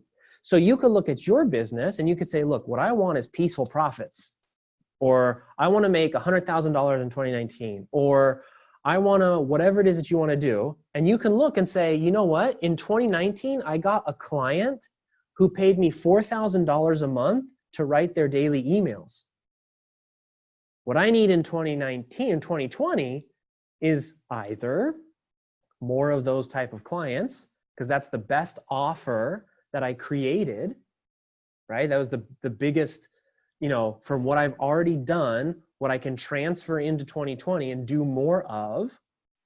And or you could say, this person that I'm doing $4,000 a month for, I need to offer them something else because I love working with them. They've made up most of my income for the year of 2019. So they're the person I need to talk to more, maybe get referrals, maybe offer them more stuff, because my goal for 2020 is XYZ. And then of course, when you look at success and failure, in my opinion, that's everything. So for me personally, one of my big failures of 2019 was my personal health. Up until the end of 2018, competitively ran ultra marathons. So I would do 100-mile plus races. In 2019, I did almost zero running at all. Like the first few months of 2019, I would run. I certainly didn't do any races this year. And that negativity, weight gain. I mean, you don't train for ultra marathons and keep eating like you're training for ultra marathons and not expect to get, put on extra weight. So I got the weight gain.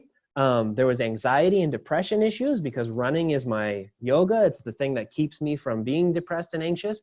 Like there was all these things that happened, and I consider those things failures, right? So again, I know that because of the failure in 2019, I know what to watch for in 2020.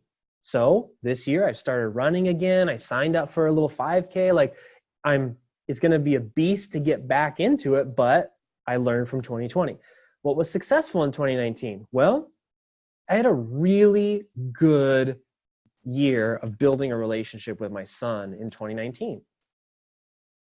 I want more of that in 2020. And, et cetera, et cetera. Other successes, amazing team. Like the team was well aware of what was going on in No Pants. They were well aware of what was going on with me, and they supported me. And now in 2020, I want to reward them. And so there's all these things that happen in your last year that you need to look at of, am I going to pull this into my new year? What do I already have that I can pull across? I'm not trying to reinvent the wheel every year and start from, remember, the end result of this process is that I double my income every single year. You don't do that by starting over from scratch every single year. You do that by compounding on what you did the year before and realizing what was wasting your time and what was contributing, and you get rid of the stuff that was wasting your time and you do more of the stuff that was contributing. Okay, so this is sort of a general summary that you can do. Now let's get into the business. Okay, general summary. Now this is probably what y'all came for, but I'm telling you now, if you don't do this personal stuff, you will A, not be able to achieve the business stuff, but B, not be able to do anything about the business stuff that you might find, or you'll misinterpret the business information. Okay, so here's some of the business information that we look for. So business. Number one, total new customers, clients. If you need to separate these two, then do that. So for example, in the No Pants project, we now have, going into 2020, we're gonna have to separate those, right? So if you buy a $7 product for us, I wouldn't count you as a client. If you buy a higher end coaching thing or our done for you services, you're a client. So track how many new customers you've had and how many clients you've had for 2019.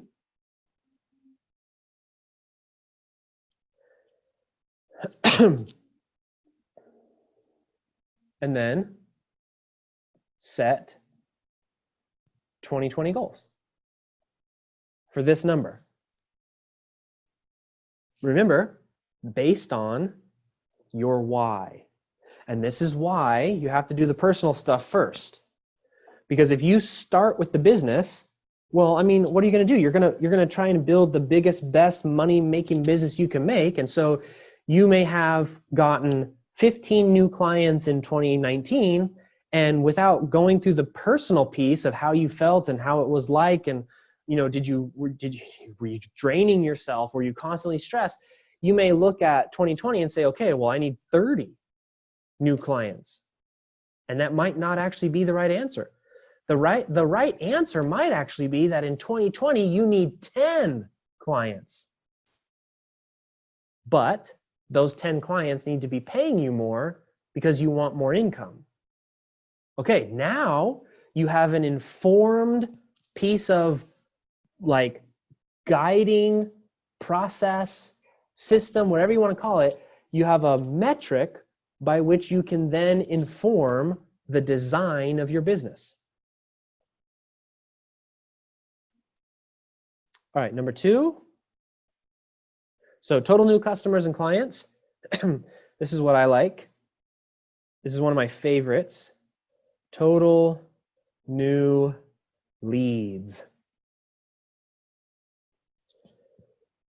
The answer to nearly every problem is more leads. So here's what I mean by that.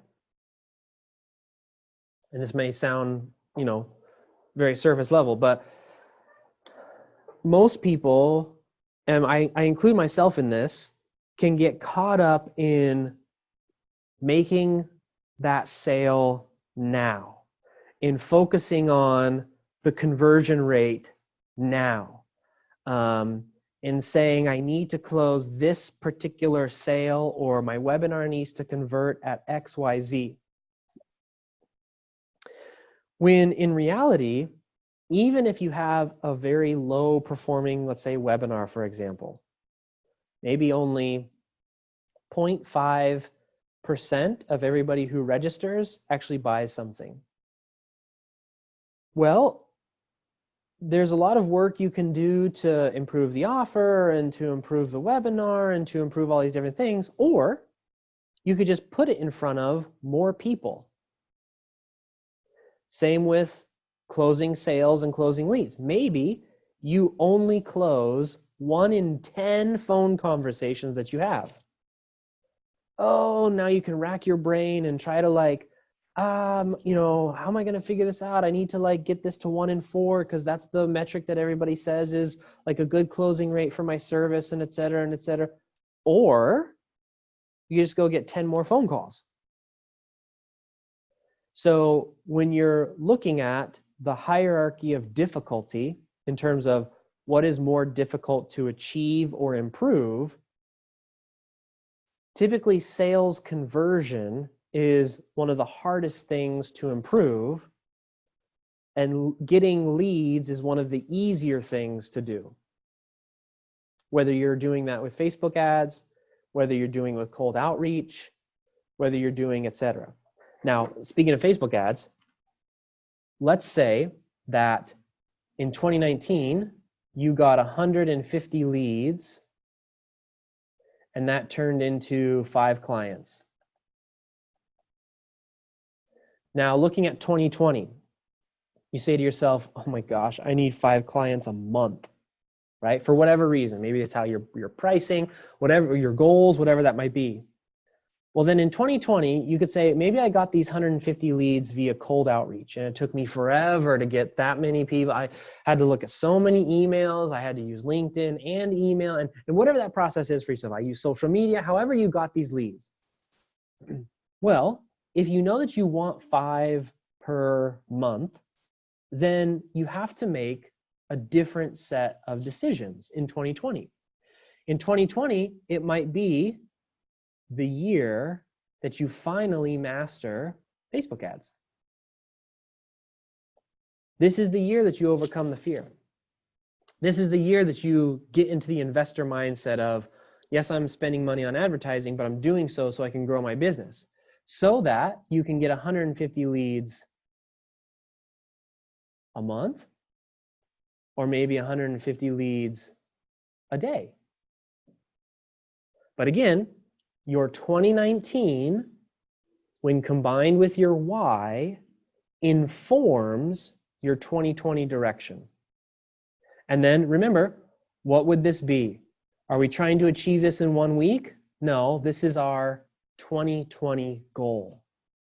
My goal for the year of 2020 is to get 150 phone calls or 150 leads or whatever it is per month.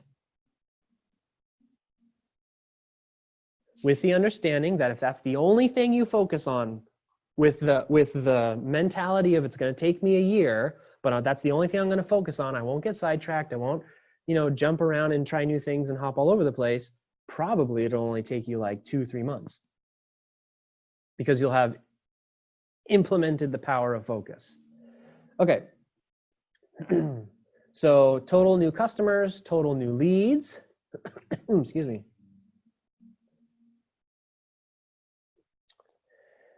Total new customers, total new leads.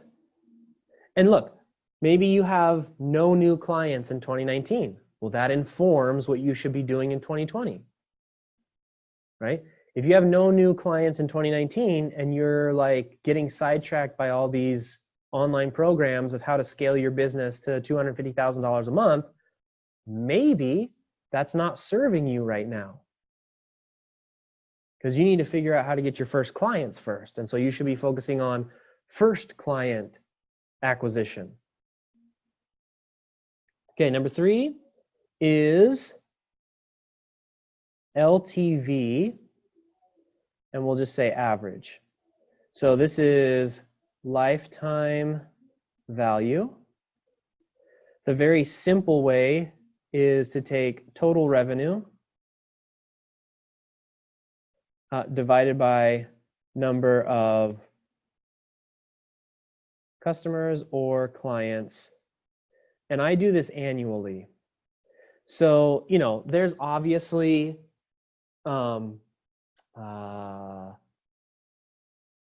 lifetime value truly does mean like how, you know, some of you have been with me here in No Pants since the beginning, right? And you buy stuff from me every year, maybe you buy stuff from me every couple of months. And so if we were to actually sit down and figure out how much have you spent with the No Pants project, that would be your lifetime value.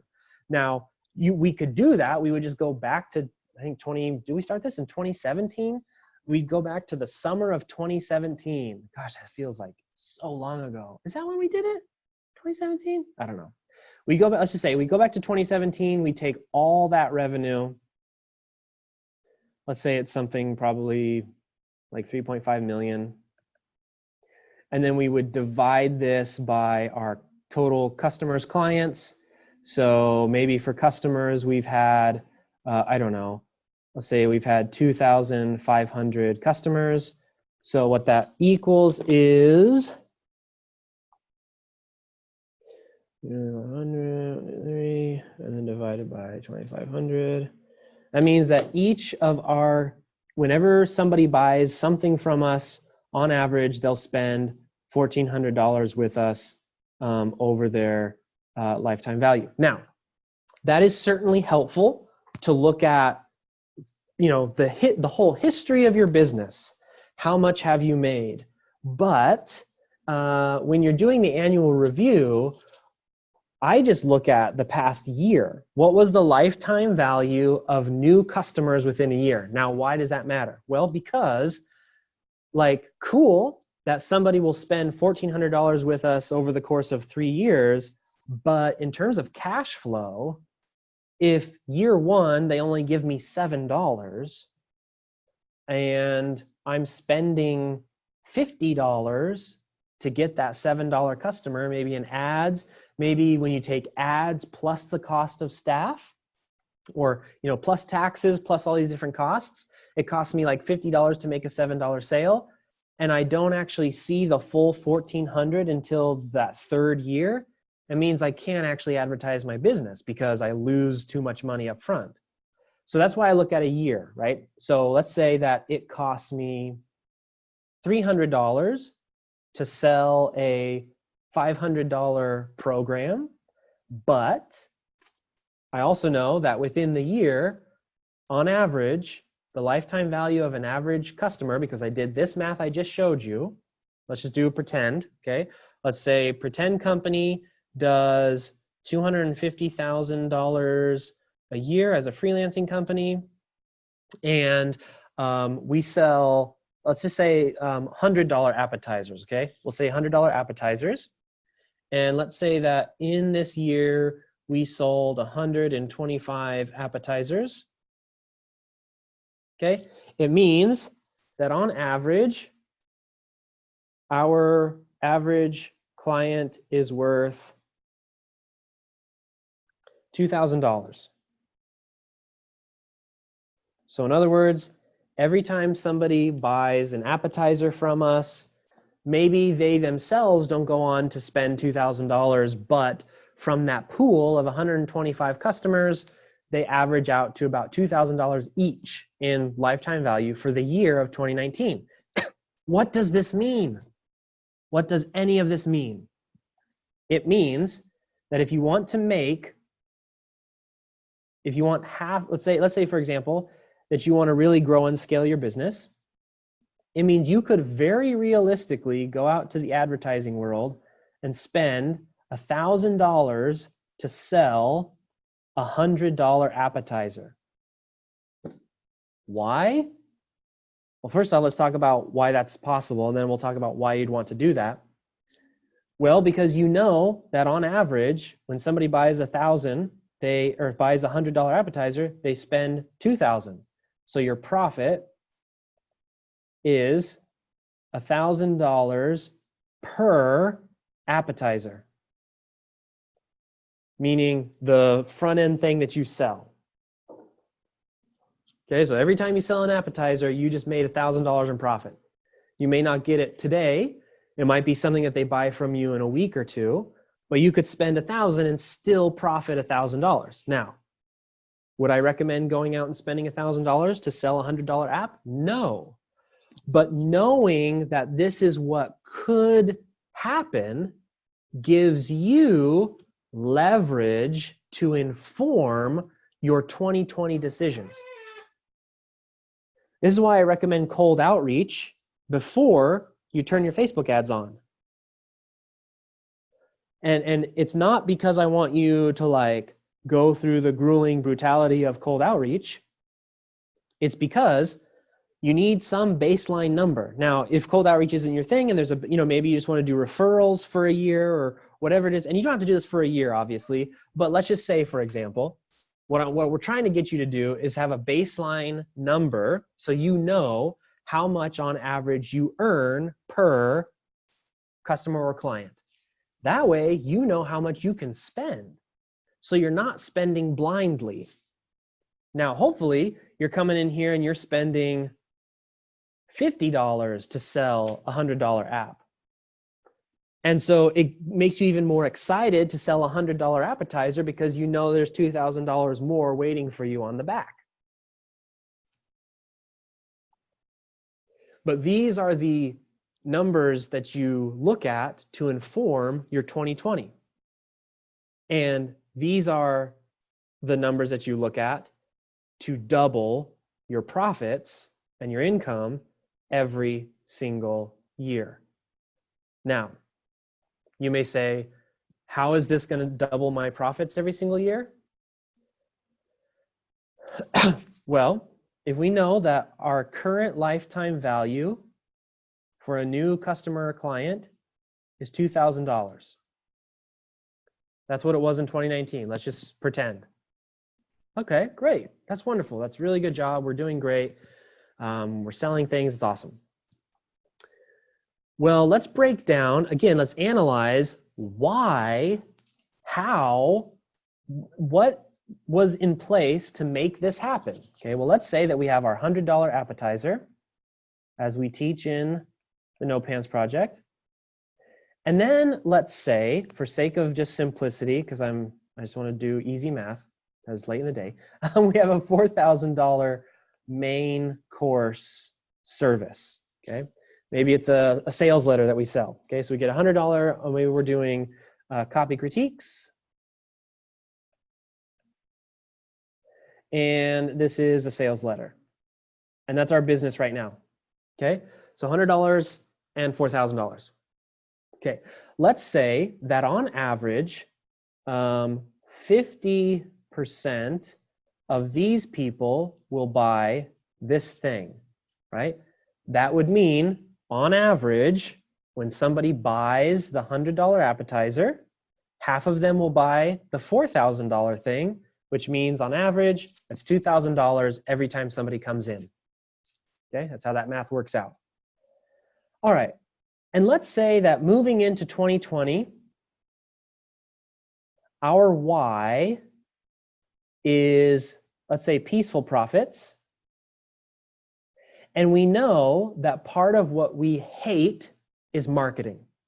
Let's just say, for example, part of what we hate is marketing. So we know that what is off the table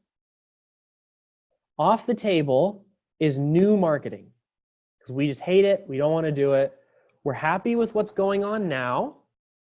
We're happy with as many people as we have, gotten into the business and will likely get in next year, because we're just going to keep doing what we did in 2019. We liked those numbers. We liked the process, but we need more money.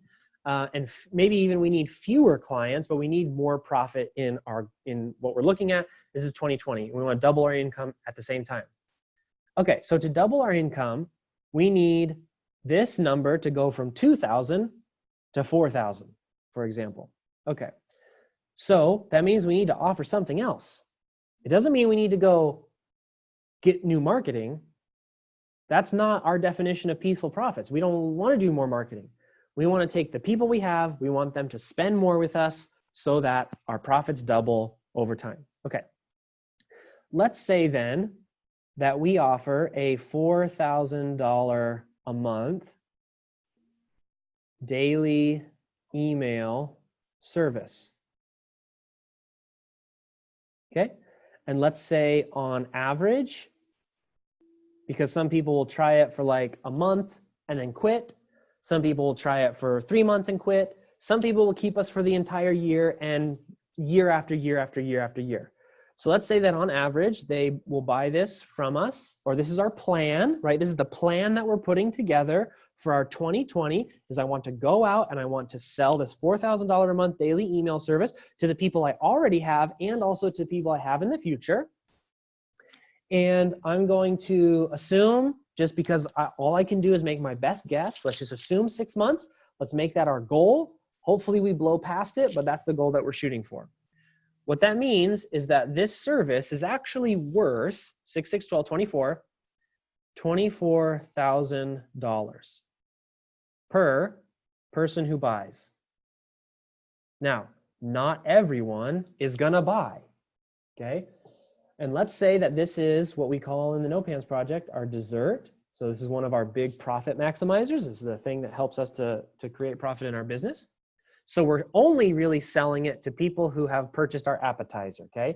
So we're using the appetizer to filter our clients and etc.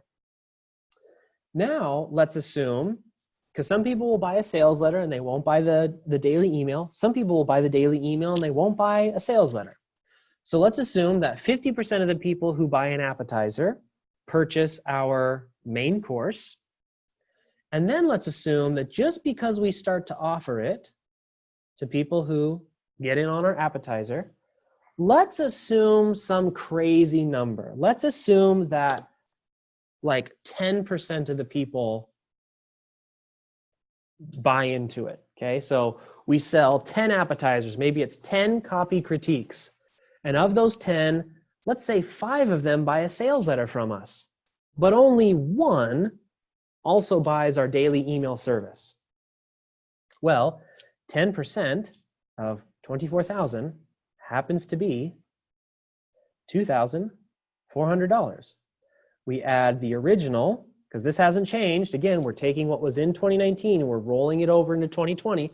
What works is what works. Let's move it to the next beat here. We add that $2,000 and we now have an average lifetime value of $4,400. Now, how did we get here? We analyzed what was happening in 2019 and we realized that our why was peaceful profits. We need to make more money for either, without having to do more marketing and get crazy in marketing ourselves. We're going to keep doing what we were doing because we like that setup. And instead of rewriting the whole thing and reflipping everything around, we're just going to add one more new offer. So that now a portion of those people can buy it, and over time, our profits will more than double inside of that calendar year. I'll give you an example of what we're doing here in the No Pants Project. So we have our core No Pants, and then we have our skills builder programs. So that's things like Happy Writer. This was like LinkedIn on Auto. This was the letter system, etc. These are all the sort of $495. And then we have the No Pants Project, which is our core program. And people who bought this would also buy this. And then we also had things like Wealthy Writer. But after a year, so 2019, of analyzing our LTV, we realized that, and let me sort of walk you through this process. I'm happy to be transparent with you guys because the only people who are on here are, I consider my friends, like our best buyers, right? So I'm going to tell you what's going on. I realized, and there's hardly anybody in this space who's going to be this open with you. I realized that this wasn't going to be the path to get to where I wanted to go, right? And here's why, okay? So this is only $495. Now, some were $395, some were $695, some had payment plans, et cetera, okay? Now, this didn't give us a high enough lifetime value to be able to achieve what we wanted to achieve. Now, why is that? Well, because it requires a significant amount of work and creative energy from me to create these courses. Like a significant amount of work goes into creating these courses. Whether you can tell or not, that's a whole nother It's a whole nother conversation, but it takes me a lot of work to put together these courses, okay? Which means if we go into 2020, and when you're in the course game, you know that courses tend to sell less over time. So the most you'll ever make from a course is the first time you launch it. Then when you launch it again, you'll make about 10% less. Then when you launch it again, you'll make 10% less than that, because just everyone who's already bought it has already bought it. There's just a lot of issues that go into why cyclical product launches like this don't always produce the same amount of revenue every time you do it. But what ends up happening is I realized in order for the No Pants Project to generate this revenue, I had to be directly involved. So what we needed to do is figure out how to make up for this income that was generated by these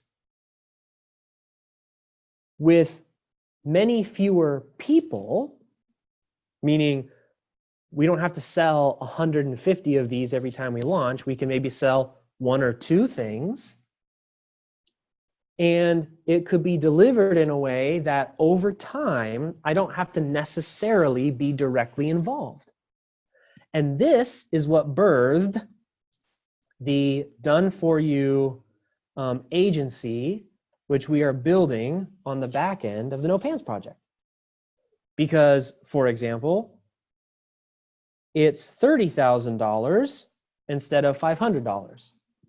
It's $5,000 a month, which would include us literally building your business for you, plus you'd be in our mastermind, plus, versus a one-time payment of $500. And so you can see, if you think back to the math that we just did for the pretend freelancing agency, this changes our numbers significantly. Now, was this like, so a couple things. Does it mean we're going to stop doing this? No, because it did work. It's just, I'm not going to make 7 courses in a year. I might make 1 course a year, and then we relaunch some of these other courses, right? Because we know that they're going to be, they're not going to be as successful every time we launch them. So we do need some sort of fresh new product in there every once in a while. But for my goal of peaceful profits and not being directly involved every single day, I'm not going to make a new course every 3 months. And instead, we're going to replace those income events with these things. So we need fewer people. And the beauty of this, and this is what's so cool about increasing your lifetime value, is that it's deeper service. So instead of teaching you how to do it, I'm just going to do it for you, which is good for everybody, right? Like, okay, Mike, just do it for me, whatever. That's where we're moving to on the back end. And we have, some of you are probably looking at this $30,000 and be like, oh my gosh, I'm never going to be able to afford that. And I'm not trying to sell this to you right now, by the way. I'm literally just showing you my process over the past couple of weeks and months. Is we figured out how to get funding from private investors so that people in my world of the No Pants Project, if they qualify, right, it can't just be getting money from private investors and giving it to any old body. If they qualify, they don't have to pay anything. I mean, it's invested, so you got to pay it back, but like, you don't have to wait until you have $30,000 for me to just go build your business for you, right? So this didn't come about because like I had a moment of inspiration, or I learned from somebody that this is what you do. You put an agency on the back end of your business. This came from my analysis of 2019, realizing what happened, measuring LTV within 2019, and then going to my why for 2020 and making that adjustment. And filling in the gap between what 2019 was and what I want 2020 to be. And then look, this Done For You agency, we started it in like early December. I think our first person that we've taken on was like the week before Christmas. So we're still very early stages. Right now, I'm doing everything. I'm writing the copy, I'm running the ads, I'm creating the offers, I'm doing it all.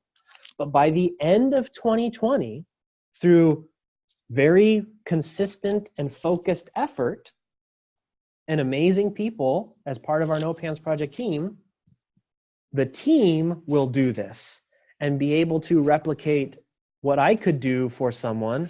The team will do it instead, which is why we're calling it a done for you agency rather than Mike Shreve's done for you service. But right now I need to go through this part, and it's gonna, it's not terribly, it's not my why right this very second, but the goal for 2020 is to eventually get to my why. Now I can do for the No Pants Project what I do for my clients, my personal clients, which is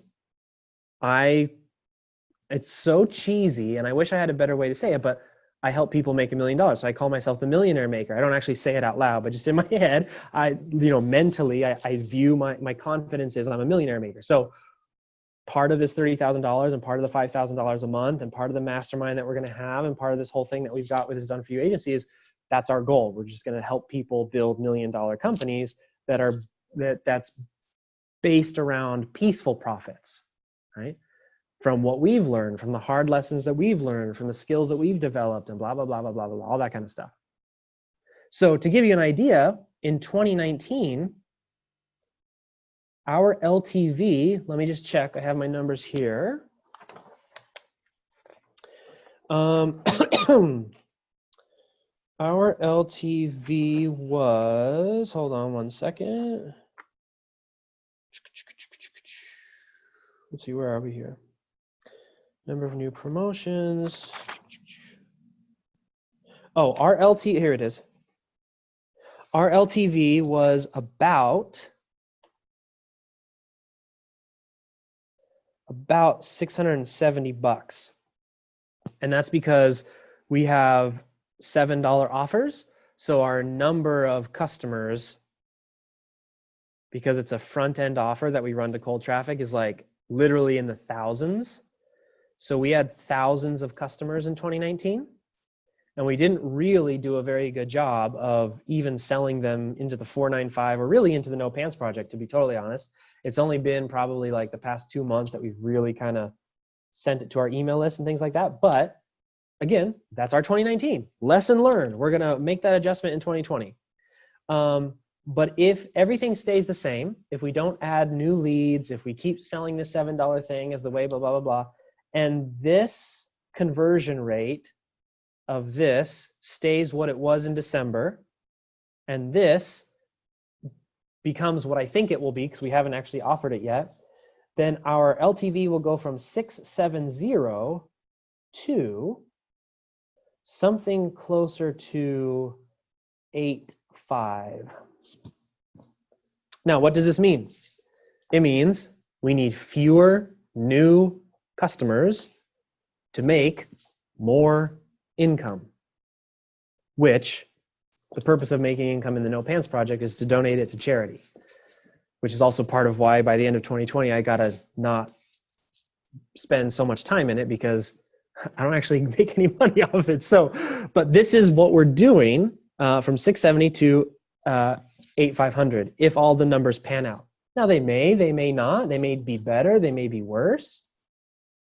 We sold these $30,000 things when we didn't have any case studies. We already have people making money, and we just started in mid-December. So once we share those case studies, we might have more people. We didn't even launch this to I don't think anybody on here even heard about it.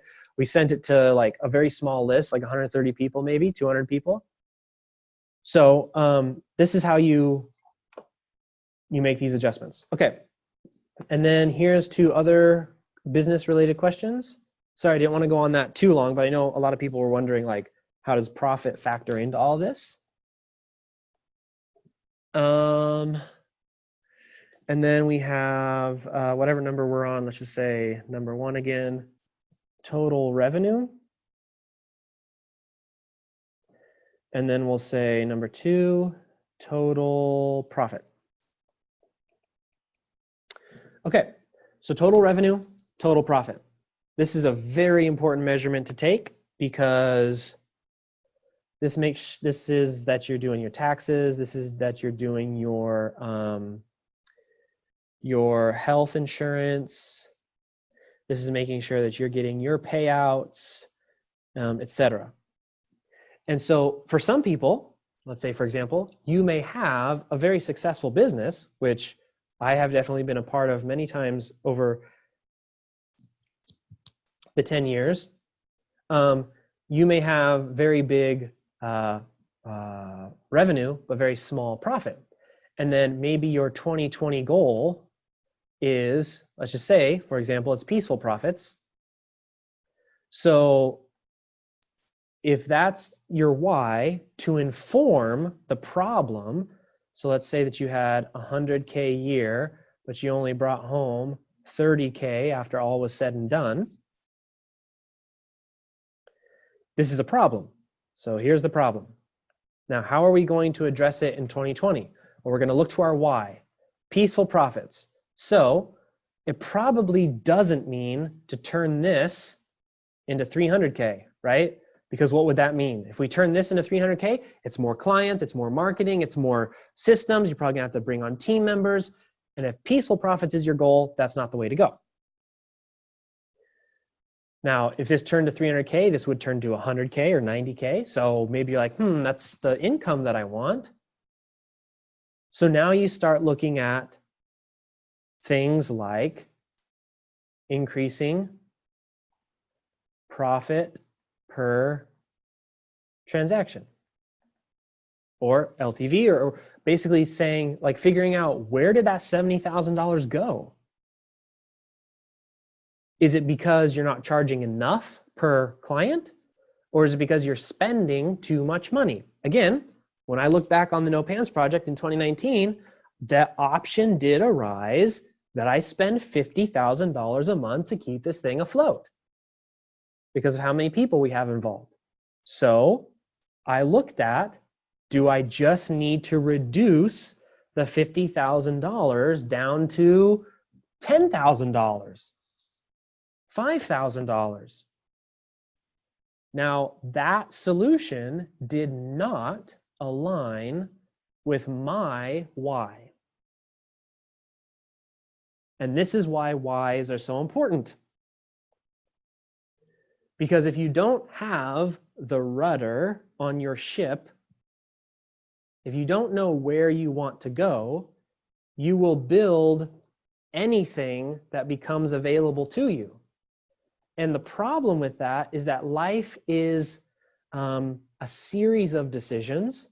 And if you don't have a compass for what decisions to make, you could accidentally design something that makes you miserable. I love my team. My team keeps me sane. And part of the larger why of my life is to have positive, meaningful, and impactful influence on people. Specifically, I like. I'm not the guy who's like, I want to influence 1 million people. I'm the guy who's like, I want to influence 10 people really, really deeply. So having a team is a tool by which I can accomplish that. So it's at direct odds if my goal is to reduce expenses. So I needed to come up with some other solutions, and that's the solution that I showed you a second ago. Okay, so I did mention this was going to go a while. I think this is probably good enough for now. We're about 2 hours and 20 minutes into it. I'm happy to take any questions if anybody's even on here. Anything you want to know. Again, what I do is, like I said, this is pages and pages. I sit and go over this for 2 to 4 weeks a year. I'm still in the middle of my process doing it now. And this might not be a good process for you in terms of the exact questions that were asked, but I think at the end of the day, there's a couple of things at play. I just want to remind is that if you think back to this picture, running a business can be like driving a ship in the middle of a storm. Okay, there's a lot of things that need to happen to keep the ship afloat, and that's important. It's important to serve your clients, to do what you said you're going to do. It's important to make that new product, to make that new offer. It's important to do all of these things. But don't forget that what actually gets you through the storm, that actually gets you out of the storm, is the rudder. It's a thing that nobody sees. It's beneath the surface of the water. So don't forget to steer your ship through this planning, also known as design process. You do not and should not design often. Design once a year, design twice a year, and then spend the rest of that time building and implementing your design. A house, a well-designed and beautiful, like dream home, is not built in a week. You spend time making the plans, and then you spend time and care building the house. And it takes as long as it takes. My recommendation is that you look at your business in annual progressions, broken down into quarterly goals, broken down into daily activities. And so remember, if we look back, this process, let me read you some things, okay? Because I want you to understand, like, it's a messy process, it's a tough process, it's kind of a boring process, but it's critical. So for example, one of the things that I like to do is, so I'll do the analysis, and so let's say that I'm doing the analysis of, let's see, what's this one? So this is a question that I ask myself that you guys may not necessarily ask, but the number of new products. So I was doing an analysis for the No Pants Project, and I was looking at how many new products did we launch. And we launched 9 new products. We launched LinkedIn on Auto, the letter system, the 30-day challenge, the $37 a month writer leads, the 366 days of client getting. We launched the remote freedom. We launched Email Academy. We launched Done For You offer, and we launched the monthly print newsletter. Okay, we did all that in 2019.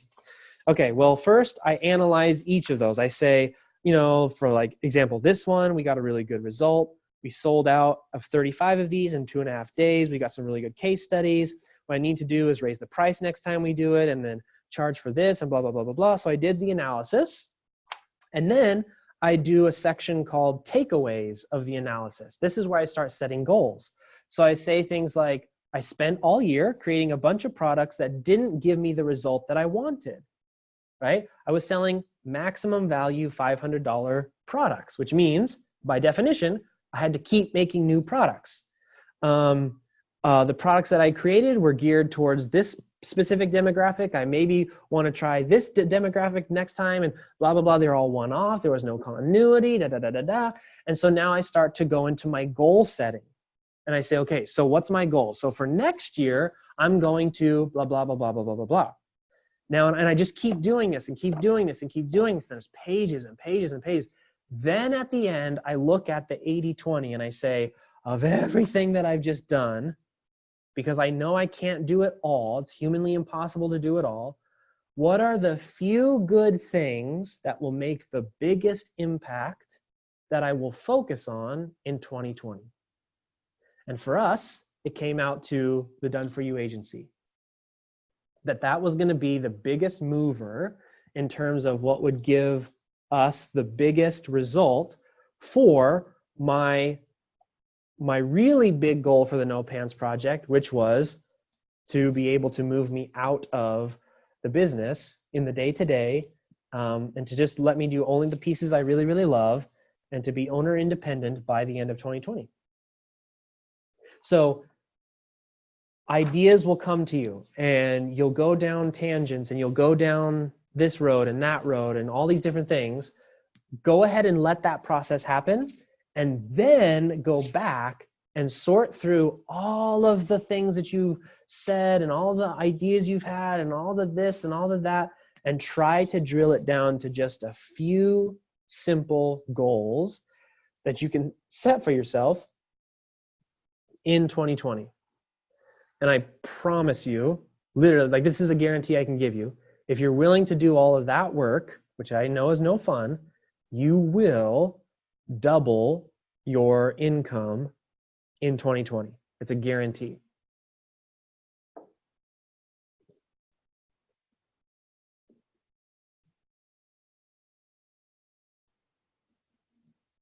Okay, yes, 2017. I can't even believe it.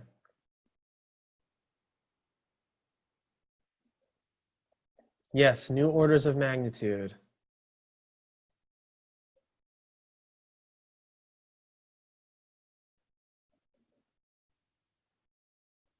Heard about it, had a few good days of really considering it, just okay, not sure what that is. Doesn't feel like it's that long. You are very, very welcome, Krista. Yes, we will be posting the replay, by the way, in the groups. D says, can you give us a 2-minute elevator pitch overview summary of all the steps? Yes, absolutely. See you later, Brett. Hope you have an awesome one. So here is the quick review, very, very quick. Actually, I see a question over here. Let me see.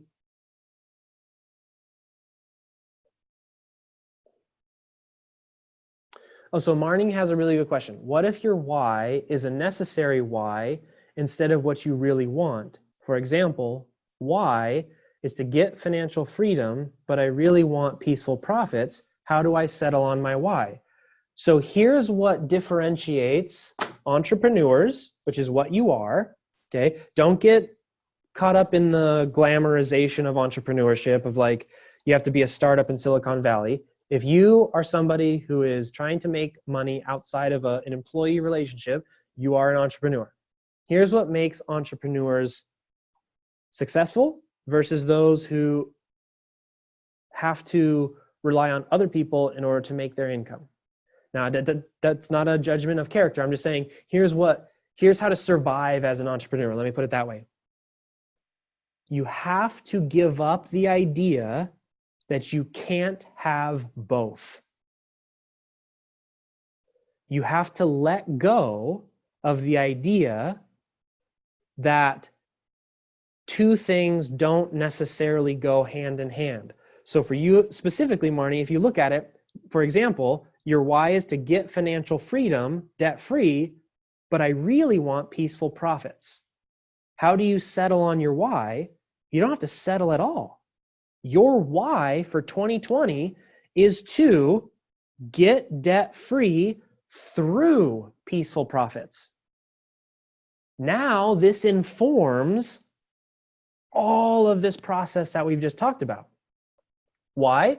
Because you have to design a business that makes you enough money to get debt-free without also stressing you out to the max. So it's not an either or. And this was the big lesson that I had to learn. Okay. And this is the second time I've learned it, which is interesting. But one of the coaches that has helped me into transitioning into my 2020 was exactly what my coach told me. Because I thought either I grow the No Pants Project financially and I work in it 80 hours a week. Not that I work in it 80 hours a week now because I have my other businesses, but like in my mind, I was either going to have to continue working in my business or I would like set the No Pants Project so it made no money and it just kind of held itself there and I could own it passively. And my mentor was basically like, that's the dumbest thing I've ever heard. My mentor is very mean, but that's what I need at this particular stage in my like entrepreneurship career because I'm so kind of set in my ways. I need someone to kind of knock me around a little bit. But he's like, that's literally the dumbest thing I've ever heard. Why can't you have both? And when he challenged me to like ask, why can't I have both? I couldn't come up with a good reason. Because for every reason why I couldn't make it happen, there was 10 ways that you could. So for you, Marnie, like there's no reason why you can't have both. getting out of debt through peaceful profits, I would say it's probably more likely that you'll get out of debt through peaceful profits. Because when people are stressed, they're really bad at managing their money. So oftentimes the way out of debt is through a peaceful means, because you're just better about being able to like live below your means, pay off the debt appropriately, et cetera, when you're in a state of comfort. It's the same reason, like, for example, you know, I did some stress eating this year. You know, I'll admit it, right? There were some days where I was like, screw it, it's pizza, and daddy's getting his own pizza, right? Like the kids were just looking at me like, I think dad's gonna eat that whole thing. I mean, I did a couple of times, but the point that I'm trying to make here is, you know, it's easier to go on a diet when you're not stress eating. So anyways, okay, back to Dee's original question.